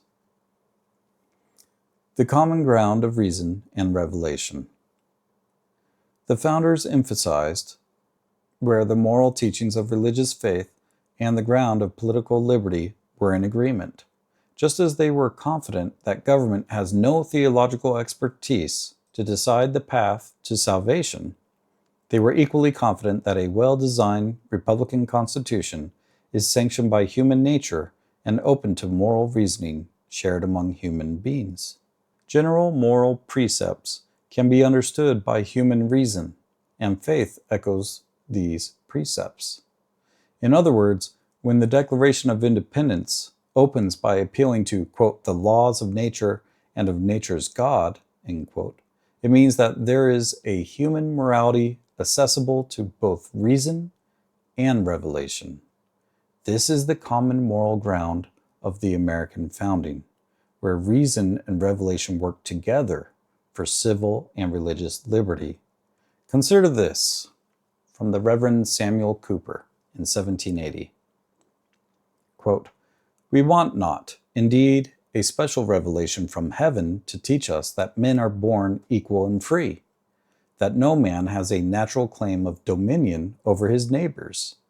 These are the plain dictates of that reason and common sense with which the common parent of men has informed the human bosom. It is, however, a satisfaction to observe such everlasting maxims of equity confirmed and impressed upon the consciences of men by the instructions, precepts, and examples given us in the sacred oracles. One internal mark of their divine original, and that they come from Him, quote, who hath made of one blood all nations to dwell upon the face of the earth." End quote. Acts chapter 17, verse 26. End quote. In proclaiming the self-evident truths of the Declaration, the founders interwove reason and revelation into America's creed. One such truth is that there are fixed laws higher than those enacted by governments. Reason and faith secure limits on the reach of man-made laws, thereby opening up the space for civil and religious liberty. Another is that in the act of creation, however conceived, all came into existence as equals. The Creator gives no person or group a higher right to rule others without their agreement. Yet another is that all are gifted through their human nature and with intrinsic rights, which they cannot sign away. Above all the great rights of, quote, life, liberty, and the pursuit of happiness, end quote. In all of these things, the founders limited the ends of government in order to open up the higher ends of man. The purpose of the founders' ingenious division of church and state was neither to weaken the importance of faith nor to set up a secular state, but to open up the public space of society to a common American morality. Religious institutions, which were influential before the American Revolution, became powerful witnesses for the advancement of equality, freedom, opportunity, and human dignity. The American Revolution might not have taken place or succeeded without the moral ideas spread through the pulpits, sermons, and publications of Christian instructors. On the nation's 150th Independence Day celebration, President Calvin Coolidge said that the principles of the Declaration of Independence were, quote, found in the text, the sermons, and the writings of the early colonial clergy who were earnestly undertaking to instruct their congregations in the great mystery of how to live. They preached equality because they believed in the fatherhood of God and the brotherhood of man. They justified freedom by the text that we are all created in the divine image, all partakers of the divine spirit, end quote. Even before the 18th century, Quakers and the faithful of other denominations, drawing on the Bible and on philosophy, began a crusade to abolish race-based slavery in the colonies. Anti-slavery literature was largely faith-based and spread through the free states via churches. One of the most famous anti-slavery writers in history, Harriet Beecher Stowe, was the devout daughter of a great American reformist, clergyman, and wife of a well-known theologian. Her worldwide bestseller, Uncle Tom's Cabin, fired the moral indignation of millions that helped lay the ground for abolition. America's greatest reform movements have been founded or promoted by religious leaders and laypersons reared in faithful home environments. Mother Elizabeth Ann Seton, in the early 19th century, set up orphanages and established free schools for poor girls. The tireless effort to end Jim Crow and extend civil and voting rights to African Americans and other minorities was driven by clergy and lay faithful of a multitude of denominations, including most prominently the Reverend Martin Luther King Jr., who used nonviolent tactics to advocate for equal rights. The pro-life movement today is led by clergy and the faithful of virtually every denomination. Local religious leaders have been a key buttress supporting our communities. Neighborhood and parish churches, temple and mosque still are the strongest organized centers of help for the local poor, jobless, homeless, and families down on their luck. For generations, neighbors have assisted neighbors through church networks, helping the needy avoid the dehumanization of prolonged dependency on government welfare. Today, countless men and women actively feed and care for the poor, house and speak for immigrants and the disadvantaged, minister to jailed and released criminals, and advocate powerfully for a better society and a more peaceful world, supported by the charitable funding of Americans of all faiths.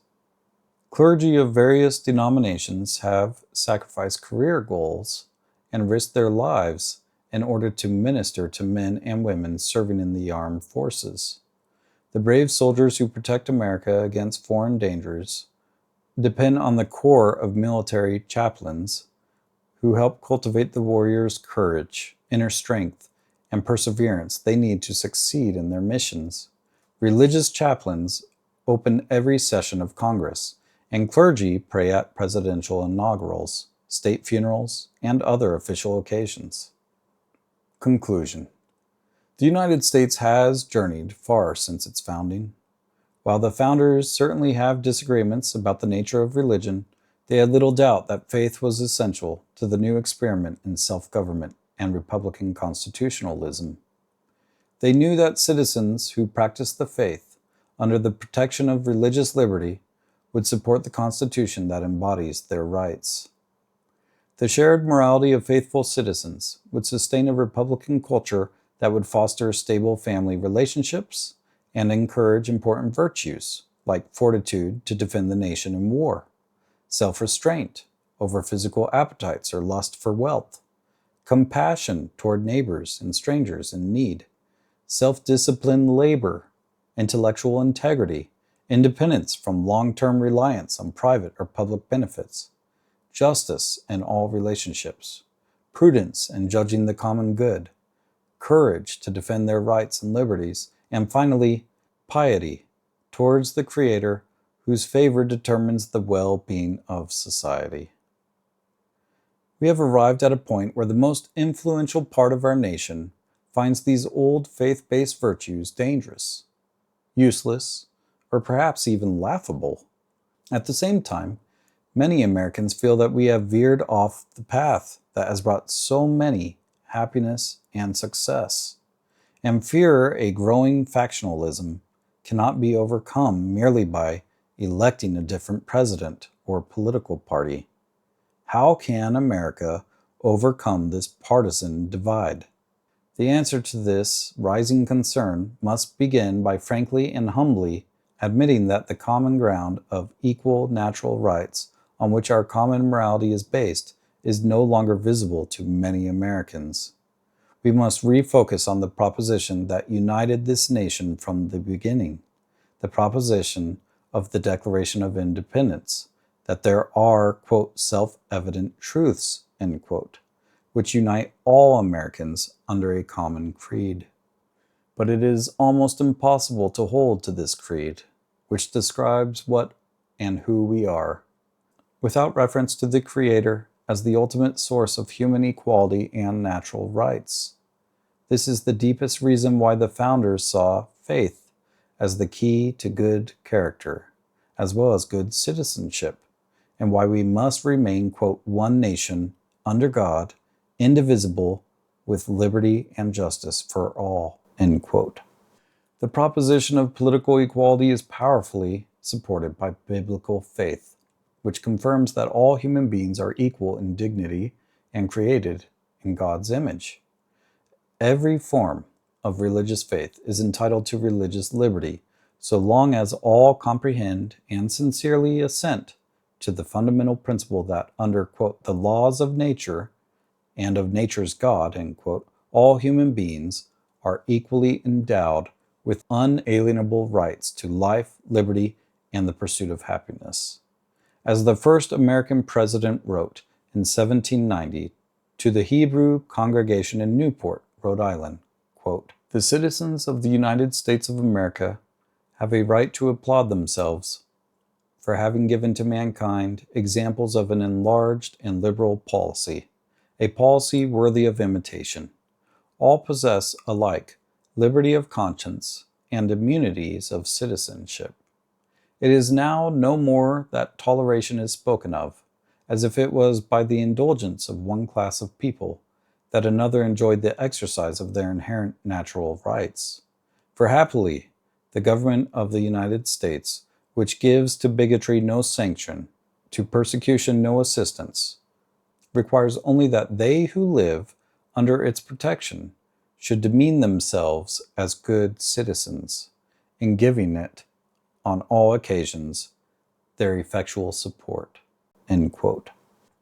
Appendix 3. Created equal or identity politics? Americans are deeply committed to the principle of equality enshrined in the Declaration of Independence, that all are created equal and equally endowed with natural rights to life, liberty, and the pursuit of happiness. This creed, as Abraham Lincoln once noted, is, quote, "the electric cord," end quote, that, quote, "links the hearts of patriotic and liberty-loving," end quote, people everywhere, no matter their race or country of origin. The task of American civic education is to transmit this creed from one generation of Americans to the next. In recent times, however, a new creed has arisen, challenging the original one enshrined in the Declaration of Independence. This new creed, loosely defined as identity politics, has three key features. First, the creed of identity politics defines and divides Americans in terms of collective social identities. According to this new creed, our racial and sexual identities are more important than our common status as individuals equally endowed with fundamental rights. Second, the creed of identity politics ranks these different racial and social groups in terms of privilege and power, with disproportionate moral worth allotted to each. It divides Americans into two groups, oppressors and victims. The more a group is considered oppressed, the more its members have a moral claim upon the rest of society. As for their supposed oppressors, they must atone and even be punished in perpetuity for their sins and those of their ancestors. Third, the creed of identity politics teaches that America itself is to blame for oppression. America's, quote, "electric cord," end quote, is not the creed of liberty and equality that connects citizens today to each other and to every generation of Americans past, present, and future. Rather, America's, quote, "electric cord," end quote, is a heritage of oppression that the majority racial group inflicts upon minority groups. And identity politics is about assigning and absolving guilt for that oppression. According to this new creed, Americans are not a people defined by their dedication to human equality, but a people defined by their perpetuation of racial and sexual oppression. The historical precedent for identity politics. Whereas the Declaration of Independence founded a nation grounded on human equality and equal rights, identity politics sees a nation defined by oppressive hierarchies. But this vision of America is actually not new. While identity politics may seem novel and groundbreaking, it resurrects prior attempts in American history to deny the meaning of equality enshrined in the Declaration. In portraying America as racist and white supremacist, identity politics advocates follow Lincoln's great rival, Stephen A. Douglas, who wrongly claimed that American government, quote, "was made on the white basis," end quote, quote, "by white men for the benefit of white men," end quote. Indeed, there are uncanny similarities between 21st century activists of identity politics and 19th century apologists for slavery. John C. Calhoun is perhaps the leading forerunner of identity politics, rejecting America's common political identity that follows from the Declaration's principles. He argued that the American polity was not an actual community at all, but was reducible only to diverse majority and minority groups. Calhoun saw these groups as more or less permanent, slowly evolving products of their race and particular historical circumstances. Like modern-day proponents of identity politics, Calhoun believed that achieving unity through rational deliberation and political compromise was impossible. Majority groups would only use the political process to oppress minority groups. In Calhoun's America, respect for each group demanded that each hold a veto over the actions of the wider community. But Calhoun also argued that some groups must outrank others in the majoritarian decision-making process. In Calhoun's America, one minority group, Southern slaveholders, could veto any attempt by the majority group, Northern states, to restrict or abolish the enslavement of another group. In the context of American history, the original form of identity politics was used to defend slavery. As American history teaches, dividing citizens into identity groups, especially on the basis of race, is a recipe for stoking enmity among all citizens. It took the torrent of blood spilled in the Civil War and decades of subsequent struggles to expunge Calhoun's idea of group hierarchies from American public life. Nevertheless, activists pushing identity politics want to resuscitate a modified version of his ideas. Rejecting the Declaration's principle of equality and defining Americans once again in terms of group hierarchies, they aim to make this the defining creed of American public life, and they have been working for decades to bring it about. Intellectual origins of identity politics. The modern revival of identity politics stems from mid-20th century European thinkers who sought the revolutionary overthrow of their political and social systems, but were disillusioned by the working class's lack of interest in inciting revolution. This setback forced revolutionaries to reconsider their strategy. One of the most prominent, the Italian Marxist Antonio Gramsci, argued that the focus should not be on economic revolution as much as taking control of the institutions that shape culture. In Gramsci's language, revolutionaries should focus on countering the, quote, hegemonic narrative, end quote, of the established culture with a, quote, counter-narrative, end quote, creating a counterculture that subverts and seeks to destroy the established culture. Gramsci was an important influence on the thinkers of the, quote, Frankfurt School, end quote, in Germany, who developed a set of revolutionary ideas called critical theory. Herbert Marcuse, one member of the Frankfurt School who immigrated to the United States in the 1940s, became the intellectual godfather of American identity politics. With little hope that the white American worker could be coaxed to revolution, Marcuse focused not on instigating class conflict, but on instigating cultural conflicts around racial identity. He saw revolutionary potential in, quote, the substratum of the outcasts and outsiders, the exploited and persecuted of other races and other colors, end quote.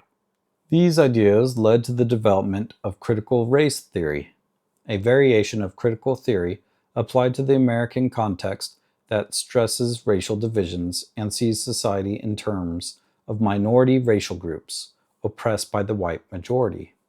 Equally significant to its intellectual content is the role critical race theory plays in promoting fundamental social transformation. Following Gramsci's strategy of taking control of the culture, Marcuse's followers used the approach of critical race theory to impart an oppressor-victim narrative upon generations of Americans. This work of cultural revolution has been going on for decades, and its first political reverberations can be seen in 1960s America. The radicalization of American politics in the 1960s.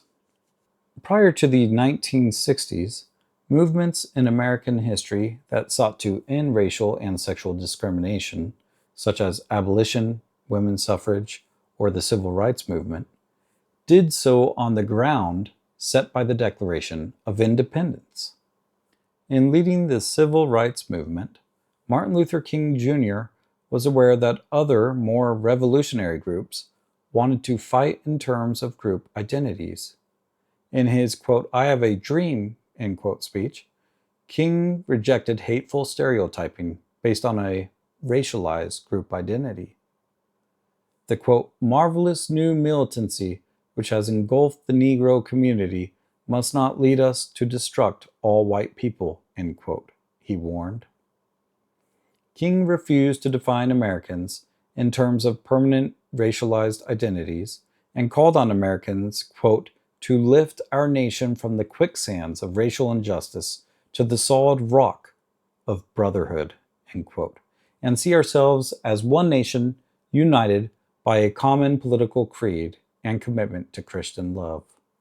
Quote, "When the architects of our republic wrote the magnificent words of the Constitution and the Declaration of Independence, they were signing a promissory note to which every American was to fall heir," end quote, King wrote. Quote, "This note was a promise that all men, yes, black men as well as white men, would be guaranteed the unalienable rights to life, liberty, and the pursuit of happiness," end quote. As the 1960s advanced, however, many rejected King's formulation of civil rights and reframed debates about equality in terms of racial and sexual identities. The civil rights movement came to abandon the non-discrimination and equal opportunity of colorblind civil rights in favor of, quote, "group rights," end quote, and preferential treatment. A radical women's liberation movement reimagined America as a patriarchal system, asserting that every woman is a victim of oppression by men. The Black Power and Black nationalist movements reimagined America as a white supremacist regime. Meanwhile, other activists constructed artificial groupings to further divide Americans by race, creating new categories like, quote, "Asian American," end quote, and, quote, "Hispanic," end quote, to teach Americans to think of themselves in terms of group identities and to rouse various groups into politically cohesive bodies. The incompatibility of identity politics with American principles. Identity politics divide Americans by placing them perpetually in conflict with each other. This extreme ideology assaults and undermines the American principle of equality in several key ways. First, identity politics attacks American self-government through the separation of powers and the system of checks and balances.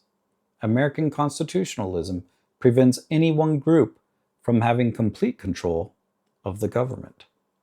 In order to form a majority, the various groups that comprise the nation must resolve their disagreements in light of shared principles and come to a deliberative consensus over how best to govern. In the American system, public policy is decided by prudential compromise among different interest groups for the sake of the common good. Identity politics, on the other hand, sees politics as the realm of permanent conflict and struggle among racial, gender, and other groups, and no compromise between different groups is possible. Rational deliberation and compromise only preserve the oppressive status quo. Instead, identity politics relies on humiliation, intimidation, and coercion. American self-government, where all citizens are equal before the law, is supplanted by a system where certain people use their group identity to get what they want. Second, by dividing Americans into oppressed and oppressor groups, activists of identity politics propose to punish some citizens, many times for wrongs their ancestors allegedly committed, while rewarding others. Members of oppressed groups must ascend, and members of oppressor groups must descend. This new system denies that human beings are endowed with the same rights and creates new hierarchies with destructive assumptions and practices. On the one hand, members of oppressed groups are told to abandon their shared civic identity as Americans and think of themselves in terms of their sexual or racial status. The consequence is that they should no longer see themselves as agents responsible for their own actions, but as victims controlled by impersonal forces. In a word, they must reject, not affirm, the Declaration's understanding of self-government according to the consent of the governed. If members of oppressed groups want to become free, they must rely upon a regime of rewards and privileges assigned according to group identity. On the other hand, members of oppressor groups merit public humiliation at the hands of others. Diversity training programs, for example, force members of, quote, oppressor, end quote, groups to confess before their coworkers how they contribute to racism. Educational programs based on identity politics often use a person's race to degrade or ostracize them. These degradations of individuals on the basis of race expose the lie that identity politics promotes the equal protection of rights. Advocates of identity politics argue that all hate speech should be banned, but then define hate speech as only applying to protected identity groups, who are in turn free to say whatever they want about their purported oppressors. This leads to a, quote, cancel culture, end quote, that punishes those who violate the terms of identity politics. Third, identity politics denies the fundamental moral tenet of the Declaration, that human beings are equal by nature. This founding principle provides a permanent and immutable standard for remedying wrongs done to Americans on the basis of race, sex, or any group identity. Repudiating this universal tenet, activists pushing identity politics rely instead on culture and historical generalizations about which groups have stronger moral claims than others. They claim this approach offers a superior and more historically sensitive moral standard. But unlike the standard based on a common humanity, what Lincoln called, quote, an abstract truth applicable to all men and all times, end quote, their historical standard is not permanent. Rather, it adjusts to meet the political fashions of a particular moment. By this standard, ethnicities that were once considered, quote, oppressed, end quote, can in short order turn into, quote, oppressors, end quote. And a standard that can turn a minority from victim to villain within the course of a few years is no standard at all. Fourth, identity politics activists often are radicals whose political program is fundamentally incompatible not only with the principles of the Declaration of Independence, but also the rule of law embodied by the United States Constitution. Antagonism to the creed expressed in the Declaration seems not an option but a necessary part of their strategy. When activists are discussing seemingly innocuous campaigns to promote, quote, diversity, end quote, they are often aiming for fundamental structural change. Conclusion: identity politics is fundamentally incompatible with the principle of equality enshrined in the Declaration of Independence. Proponents of identity politics rearrange Americans by group identities, rank them by how much oppression they have experienced at the hands of the majority culture, and then sow division among them. While not as barbaric or dehumanizing, this new creed creates new hierarchies as unjust as the old hierarchies of the antebellum South, making a mockery of equality with an ever-changing scale of special privileges on the basis of racial and sexual identities.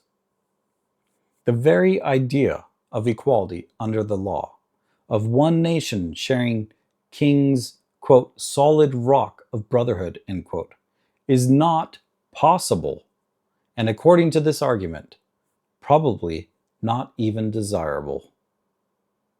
All Americans, and especially all educators, should understand identity politics for what it is: rejection of the principle of equality proclaimed in the Declaration of Independence.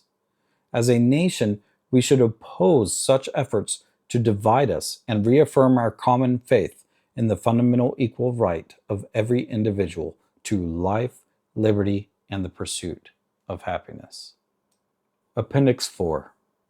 Teaching Americans about their country. America's founders understood the importance of education to the long-term success or failure of the American experiment in self-government. Liberty and learning are intimately intertwined and rely on each other for protection and nurturing.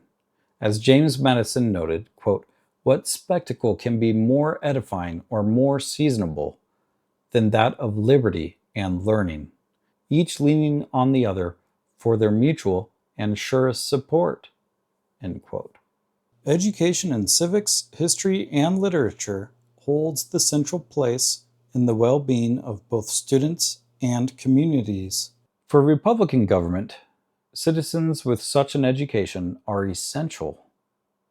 The knowledge of human nature and unalienable rights, understanding what it means to be human, brings a deeper perspective to public affairs, for the simple reason that educated citizens will take encouragement or warning from our past in order to navigate the present. A wholesome education also passes on the stories of great Americans from the past who have contributed their genius, sacrifices, and lives to build and preserve this nation. They strengthen the bond that a vast and diverse people can point to as that which makes us one community, fostered by civil political conversation and a shared and grateful memory. The cultural contribution that a quality civics education makes to the well-being of America and its citizens is love for our country, properly understood. A healthy attachment to this country, true patriotism, is neither blind to its flaws nor fanatical in believing that America is the source of all good. Rather, the right sort of love of country holds it up to an objective standard of right and wrong, with the desire and intent that the country do what is right. Where the country has done what is good, citizens justly praise those who came before them.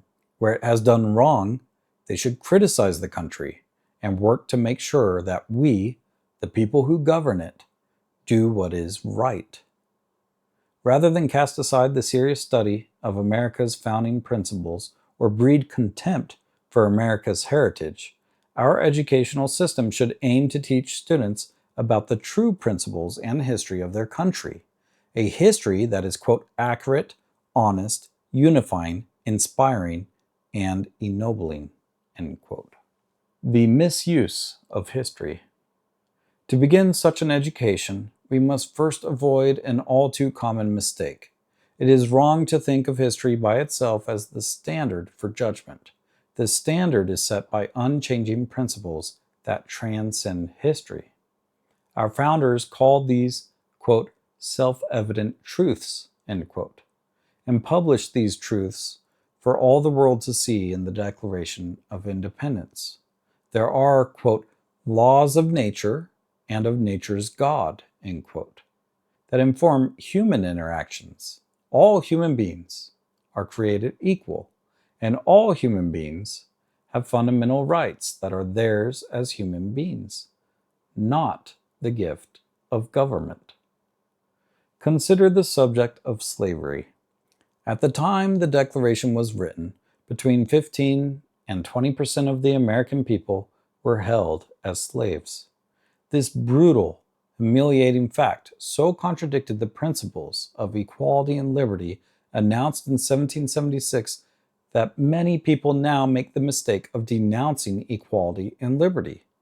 Yet as we condemn slavery now, we learn from the founders' public statements and private letters that they condemned it then.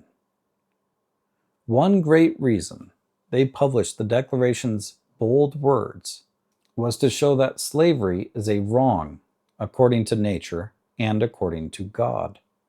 With this declaration, they started the new nation on a path that would lead to the end of slavery. As Abraham Lincoln explained, the founding generation was in no position to end this monstrous crime in one stroke, but they did mean, quote, to declare the right, so that the enforcement of it might follow as fast as circumstances should permit, end quote. The point is this: the key to freedom for all is discovered in the moral standard proclaimed in the Declaration. It would, the founders hoped, prove to be the key that would unlock the door to equality and liberty for all. History tells the story of how our country has succeeded, and at times failed, in living up to the standard of right and wrong. Our task as citizens in a national community is to live, and it is the task of teachers to teach, so as to keep our community in line with our principles. The purpose of genuine liberal education is to come to know what it means to be free. Education seeks knowledge of the nature of things, especially of human nature and of the universe as a whole. Man is that special part of the universe that seeks to know where we stand within it. We wonder about its origins. The human person is driven by a yearning for self-knowledge, seeking to understand the essential nature and purpose of his or her life, and what it means to carry that life out in relationship with others. The surest guides for this quest to understand freedom and human nature are the timeless works of philosophy, political thought, literature, history, oratory, and art that civilization has produced. Contrary to what is sometimes claimed, these works are not terribly difficult to identify. They are marked by their foundational and permanent character and their ability to transcend the time and landscape of their creation. No honest, intelligent surveyor of human civilization could deny the unique brilliance of Homer or Plato, Dante or Shakespeare, Washington or Lincoln, Melville or Hawthorne. But far too little of this guidance is given in American classrooms today. In most K through 12 social studies and civics classes, serious study of the principles of equality and liberty has vanished. The result has been a rising generation of young citizens who know little about the origins and stories of their country, and less about the true standards of equality and liberty.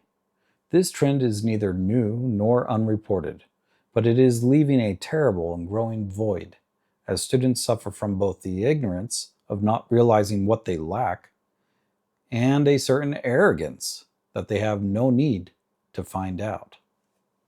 The decline of American education.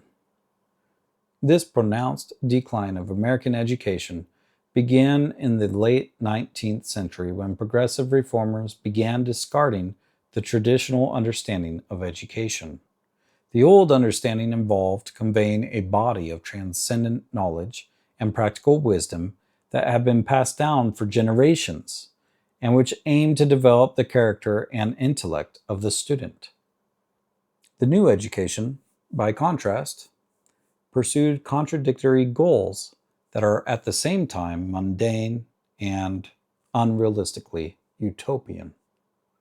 In the view of these progressive educators, human nature is ever-changing, so the task of the new education was to remake people in order to improve the human condition.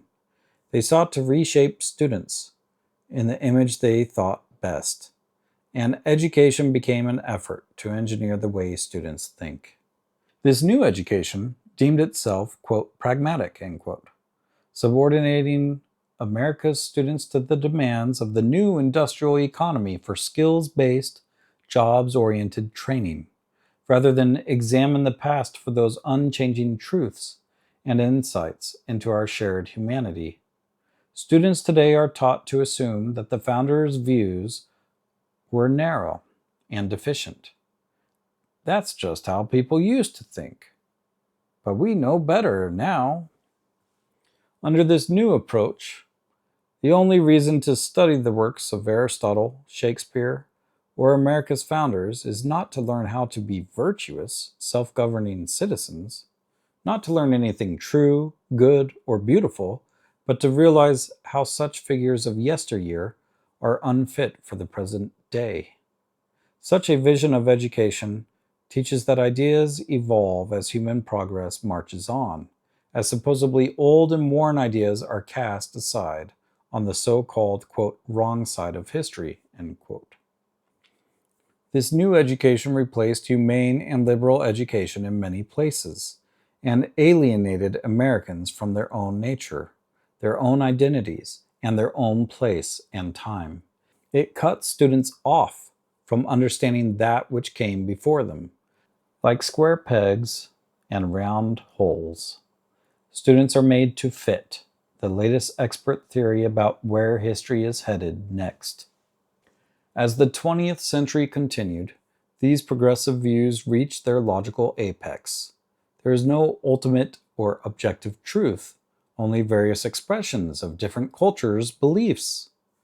Wittingly or unwittingly, progressives concluded that truth is an ideological construct created by those with inordinate wealth and power to further their own particular agendas. In such a relativist environment, progressive education may as well impose its own ideological construct on the future. They did not call it indoctrination, but that is what it is.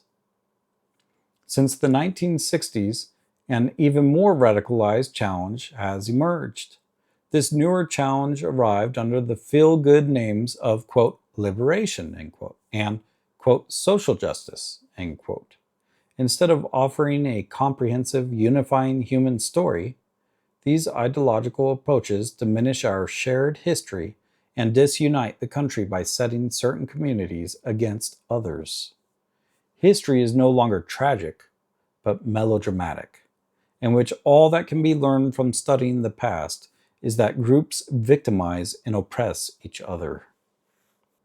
By turning to bitterness and judgment, distorted histories of those like Howard Zinn or the journalist behind the, quote, 1619 project, end quote, have prevented their students from learning to think inductively with a rich repository of cultural, historical, and literary reference. Such works do not respect their students' independence as young thinkers, trying to grapple with social complexity while forming their empirical judgments about it. They disdain today's students, just as they doubt the humanity, goodness, or benevolence in America's greatest historical figures. They see only weaknesses and failures. Teaching students truth is an illusion, that hypocrisy is everywhere, and that power is all that matters. A few reforms of note have been attempted to improve America's civic educational system, but they fail to address the key problems. The first was embraced with good intentions. Common Core appeared to be a promising way for the federal government to supply a framework to improve the nation's schools. But the Constitution leaves education to the states and localities and denies the federal government any authority to impose what it wants to be taught in the nation's schools. To surmount this obstacle, the federal government used significant federal funding to entice states to adopt Common Core. Nevertheless, within a few years, it became clear that students in states that, quote, voluntarily, end quote, adopted Common Core suffered significantly lower academic performance and fewer marketable skills than comparable cohorts of students who had been educated outside the Common Core regime. This system of micromanaged, quote, standards, end quote, proved to be a recipe for bureaucratic control and sterile conformity instead of a pathway towards better instruction. We learned from the failed Common Core experiment that one-size-fits-all national models are a blueprint for trivializing and mechanizing learning. A more recently proposed remedy is called the quote, new civics, end quote, or quote, action civics, end quote. The progressive approach to education rests on the faulty notion that knowledge concerning long-term human and social concerns is divided between, quote, facts, end quote, scientific data separated from judgments about right and wrong, and, quote, values, end quote, preferences about moral matters such as justice, which are said to have no objective status. Most students, yearning to make the world better, find the study of, quote, facts, end quote, boring and meaningless. The new civics approach is to prioritize a values-oriented praxis over fact-based knowledge. As a result, new civics uses direct community service and political action, such as protesting for gun control or lobbying for laws to address climate change, to teach students to bring change to the system itself. Under this guise, civics education becomes less about teaching civic knowledge and more about encouraging contemporary policy positions. However well-intended, the new civics only aggravates the already inherent problems of progressive education. Dispensing with ideas that transcend and inform history, students lack criteria for judging what a politically healthy nation looks like, and they cannot defend what practical actions actually would improve the health of their community. A well-formulated education in political and moral principles is the necessary source of the knowledge citizens need to make wise judgments about voting, demonstrating, or any other civic activity. By neglecting true civic education, the new civics movement only compounds the mistakes of today's conventional education in civics. What is authentic education? There are many aspects of formal education. The importance of professional education and technical training is not here in dispute. There is no question that one crucial purpose of education is to equip individuals with the knowledge and skills they need to provide for themselves and their families. More fundamental is the broader and deeper education called liberal education. Education liberates human beings in the true sense, liberation from ignorance and confusion, from prejudice and delusion, and from untamed passion and fanciful hopes that degrade and destroy us as civilized persons. It helps us see the world clearly and honestly. In revealing human nature, it reveals what is right and good for human beings. Authentic education is not, quote, value neutral, end quote, but includes moral education that explains the standards for right and wrong. It takes up the hard but essential task of character formation. Such an education can form free men and free women, self-reliant and responsible persons capable of governing themselves as individuals and taking part in self-government. Such an education starts by teaching that all Americans are equal members of one national community. The unique character and talents of each person should be recognized and developed. The wide experiences and the varied backgrounds of our citizens should be respected and honored. But the truths that equality and liberty belong by nature to every human being without exception must be taught as the moral basis of civic friendship, economic opportunity, citizenship, and political freedom. Such an education respects students' intelligence and thirst for the truth. It is unafraid both to focus on the contributions made by the exceptional few, or acknowledge those that are less powerful, less fortunate, weaker, or marginalized. With the principle of equality as a foundation, such an education can incorporate the study of injustice and of tragedy in human affairs, including the American story's uglier parts, and patiently addresses the ways injustices can be corrected.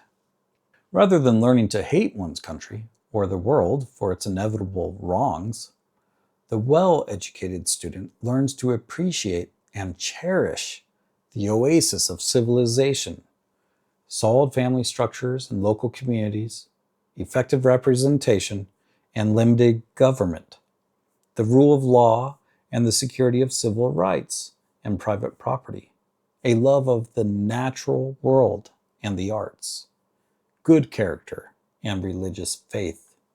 In the American context, an essential purpose of this honest approach is to encourage citizens to embrace and cultivate love of country. Thoughtful citizens embrace their national community not only because it is their own, but also because they see what it can be at its best. Just as students know their family members have good qualities and flaws, good education will reckon the depths and heights of our common history. Genuine civics education. Civics and government classes should rely almost exclusively on primary sources. Primary sources link students with the real events and persons they are studying. The writings, speeches, first-hand accounts, and documents of those who were acting out the drama of history open a genuine communication, mediated by the written word, between historical figures and students that can bring to life the past. Primary sources, without selective editing, also allow students to study principles and arguments unfiltered by present-day historians' biases and agendas. It is important for students to learn the reasons America's founders gave for building our country as they did. Students should learn and contemplate what the founders' purposes, hopes, and greatest concerns truly were, and primary sources will help them begin these considerations. Students should not read the Declaration of Independence as archaeology, but as the idea that animates our nation with claims that are true for all time. As Alexander Hamilton reminds us in one of those primary documents, his 1775 essay, Farmer Refuted, quote, "The sacred rights of mankind are not to be rummaged for among old parchments or musty records. They are written as with a sunbeam in the whole volume of human nature, by the hand of the divinity itself, and can never be erased or obscured by mortal power." End quote. Civics and government classes ought to teach students about the philosophical principles and foundations of the American Republic, including natural law, natural rights, human equality, liberty, and constitutional self-government. Students should learn the reasons why our constitutional order is structured as a representative democracy and why a constitutional republic includes such features as the separation of powers, checks, and balances, and federalism. They should study the benefits and achievements of our constitutional order, the Civil War's challenge to that order, and the ways the Constitution has been changed, not only by amendment and not always for the better, over the course of time. Finally, these classes ought to culminate in the students' understanding and embracing the responsibilities of good citizenship. A genuine civics education focuses on fundamental questions concerning the American experiment in self-government. The best way to proceed is for the teacher to assign core original documents to students to read as carefully and thoroughly as they are able, and then initiate age-appropriate discussion to surface and consider the meaning of the document. Teachers will find that students of every age have a genuine interest in engaging in discussion and disagreement about what these documents say, because they soon realize these enduring words speak to their own lives and experiences. Using the Declaration of Independence, the Constitution, and the Federalist Papers, the following are a few examples of prompts teachers can use to encourage civics discussion amongst students. What does human equality mean in the statement that, quote, all men are created equal, end quote? Equal in what respects? What view of human nature does this presuppose? Does the Declaration intend to include African Americans, as Abraham Lincoln, Frederick Douglass, and Martin Luther King Jr. all insisted? What does the Declaration mean by asserting that all persons possess rights that are not, quote, alienable, end quote? Who or what, precisely, can alienate our rights? Are all rights deemed inalienable, or only some? And if the latter, why are they different? Why did the founding generation consider government's powers to be, quote, just, end quote, only when government is instituted by the consent of the governed? Is justice for the founders based on nothing more than consent? What considerations might be more authoritative than consent? At the time the Federalist Papers were being written, the new Constitution did not include the Bill of Rights. What are the rights and protections enumerated in the Bill of Rights, and how did they come to be amendments to the Constitution? Why did the founders opt for representative democracy over the, quote, pure, end quote, version of democracy practiced in ancient Athens? How do the two kinds of democracy differ? What did the Federalists assert was the inadequacy of ancient democracy? How does the Constitution seek to reconcile democracy, which means rule by the majority, with the rights of minorities? Stated differently, how does the Constitution do justice both to the equality of all and to the liberty of each? What exactly is the difference between a democracy and republic? What economic conditions make American democracy possible? Could American democracy under the Constitution be reconciled with any and every economic system? Why does the Constitution protect property rights? Why do critics of American democracy, such as Karl Marx, believe that private property, protected by our Constitution, is the root of injustice? How would Madison and Hamilton have responded to Marx and his followers' criticisms? Students should read the best-known speeches and writings of progressive presidents Woodrow Wilson, Theodore Roosevelt, and Franklin Roosevelt on economic democracy. In what ways do they differ from the principles and structure of the Constitution? Would the Constitution need to be significantly amended to fit their proposals? Apart from amendments, in what other ways has progressivism changed our constitutional system? Implicit in these questions are other basic documents and major speeches that every American citizen should study. The questions concerning the meaning of human equality, inalienable rights, popular consent, and the right of revolution call for a fresh examination. In the light of the Declaration, of such key works as Frederick Douglass's speech on, quote, the meaning of the 4th of July to the Negro, end quote, and Chief Justice Taney's infamous opinion for the Supreme Court majority in Dred Scott v. Sanford, holding that African Americans, quote, had no rights which the white man was bound to respect, end quote. Douglass's and Lincoln's scathing criticisms of Taney's pro-slavery opinion should be taught with these as well. Students should read the 1848 Seneca Falls, quote, Declaration of Sentiments and Resolutions, end quote, calling for women's suffrage, and Dr. Martin Luther King Jr.'s, quote, I Have a Dream, end quote, speech. Why did Elizabeth Cady Stanton look to the form and substance of the Declaration of Independence in crafting the Seneca Falls Declaration? What did King mean in asserting that the Declaration of Independence and the Constitution constituted a, quote, promissory note to which every American was to fall heir, end quote.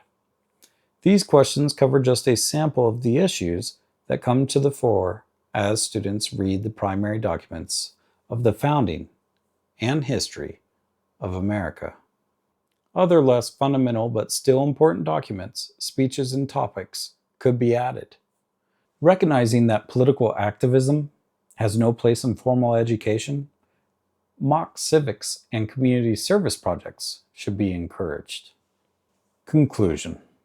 Among the virtues to be cultivated in the American Republic, the founders knew that a free people must have a knowledge of the principles and practices of liberty, and an appreciation of their origins and challenges. While this country has its imperfections, just like any other country, in the annals of history, the United States has achieved the greatest degree of personal freedom, security, and prosperity for the greatest proportion of its own people and for others around the world. These results are the good fruit of the ideas the founding generation expressed as true for all people at all times and places. An authentic civics education will help rebuild our common bonds, our mutual friendship, and our civic devotion. But we cannot love what we do not know. This is why civics education relating to the citizen, must begin with knowledge, which is, as George Washington reminds us, quote, the surest basis of public happiness, end quote. The President's Advisory 1776 Commission. Larry P. Arnn, Chair. Carol Swain, Vice Chair. Matthew Spaulding, Executive Director. Phil Bryant, Jerry Davis, Michael Ferris, Gayhart Gaines, John Gibbs, Mike Gonzalez, Victor Davis Hanson, Charles Kessler, Peter Kirsanow, Thomas Lindsay, Bob McEwen, Ned Ryun, Julie Strauss. Ex officio members: Michael Pompeo, Secretary of State; Christopher C. Miller, Acting Secretary of Defense; David L. Bernhardt, Secretary of the Interior; Ben Carson, Secretary of Housing and Urban Development; Mitchell M. Zais, Acting Secretary of Education; Brooke Rollins, Assistant to the President for Domestic Policy; Doug Holscher, Assistant to the President for Intergovernmental Affairs. The Commission is grateful to the following individuals who assisted with the preparation of the 1776 report: William Bach, Alexandra Campana, Ariella Campana, Joshua Charles, Brian Morgenstern, Macy Mount, Mackenzie Snow, and Alec Torres. Adam Honeysett, Designated Federal Officer. This is the end of the 1776 report. I hope you enjoyed it.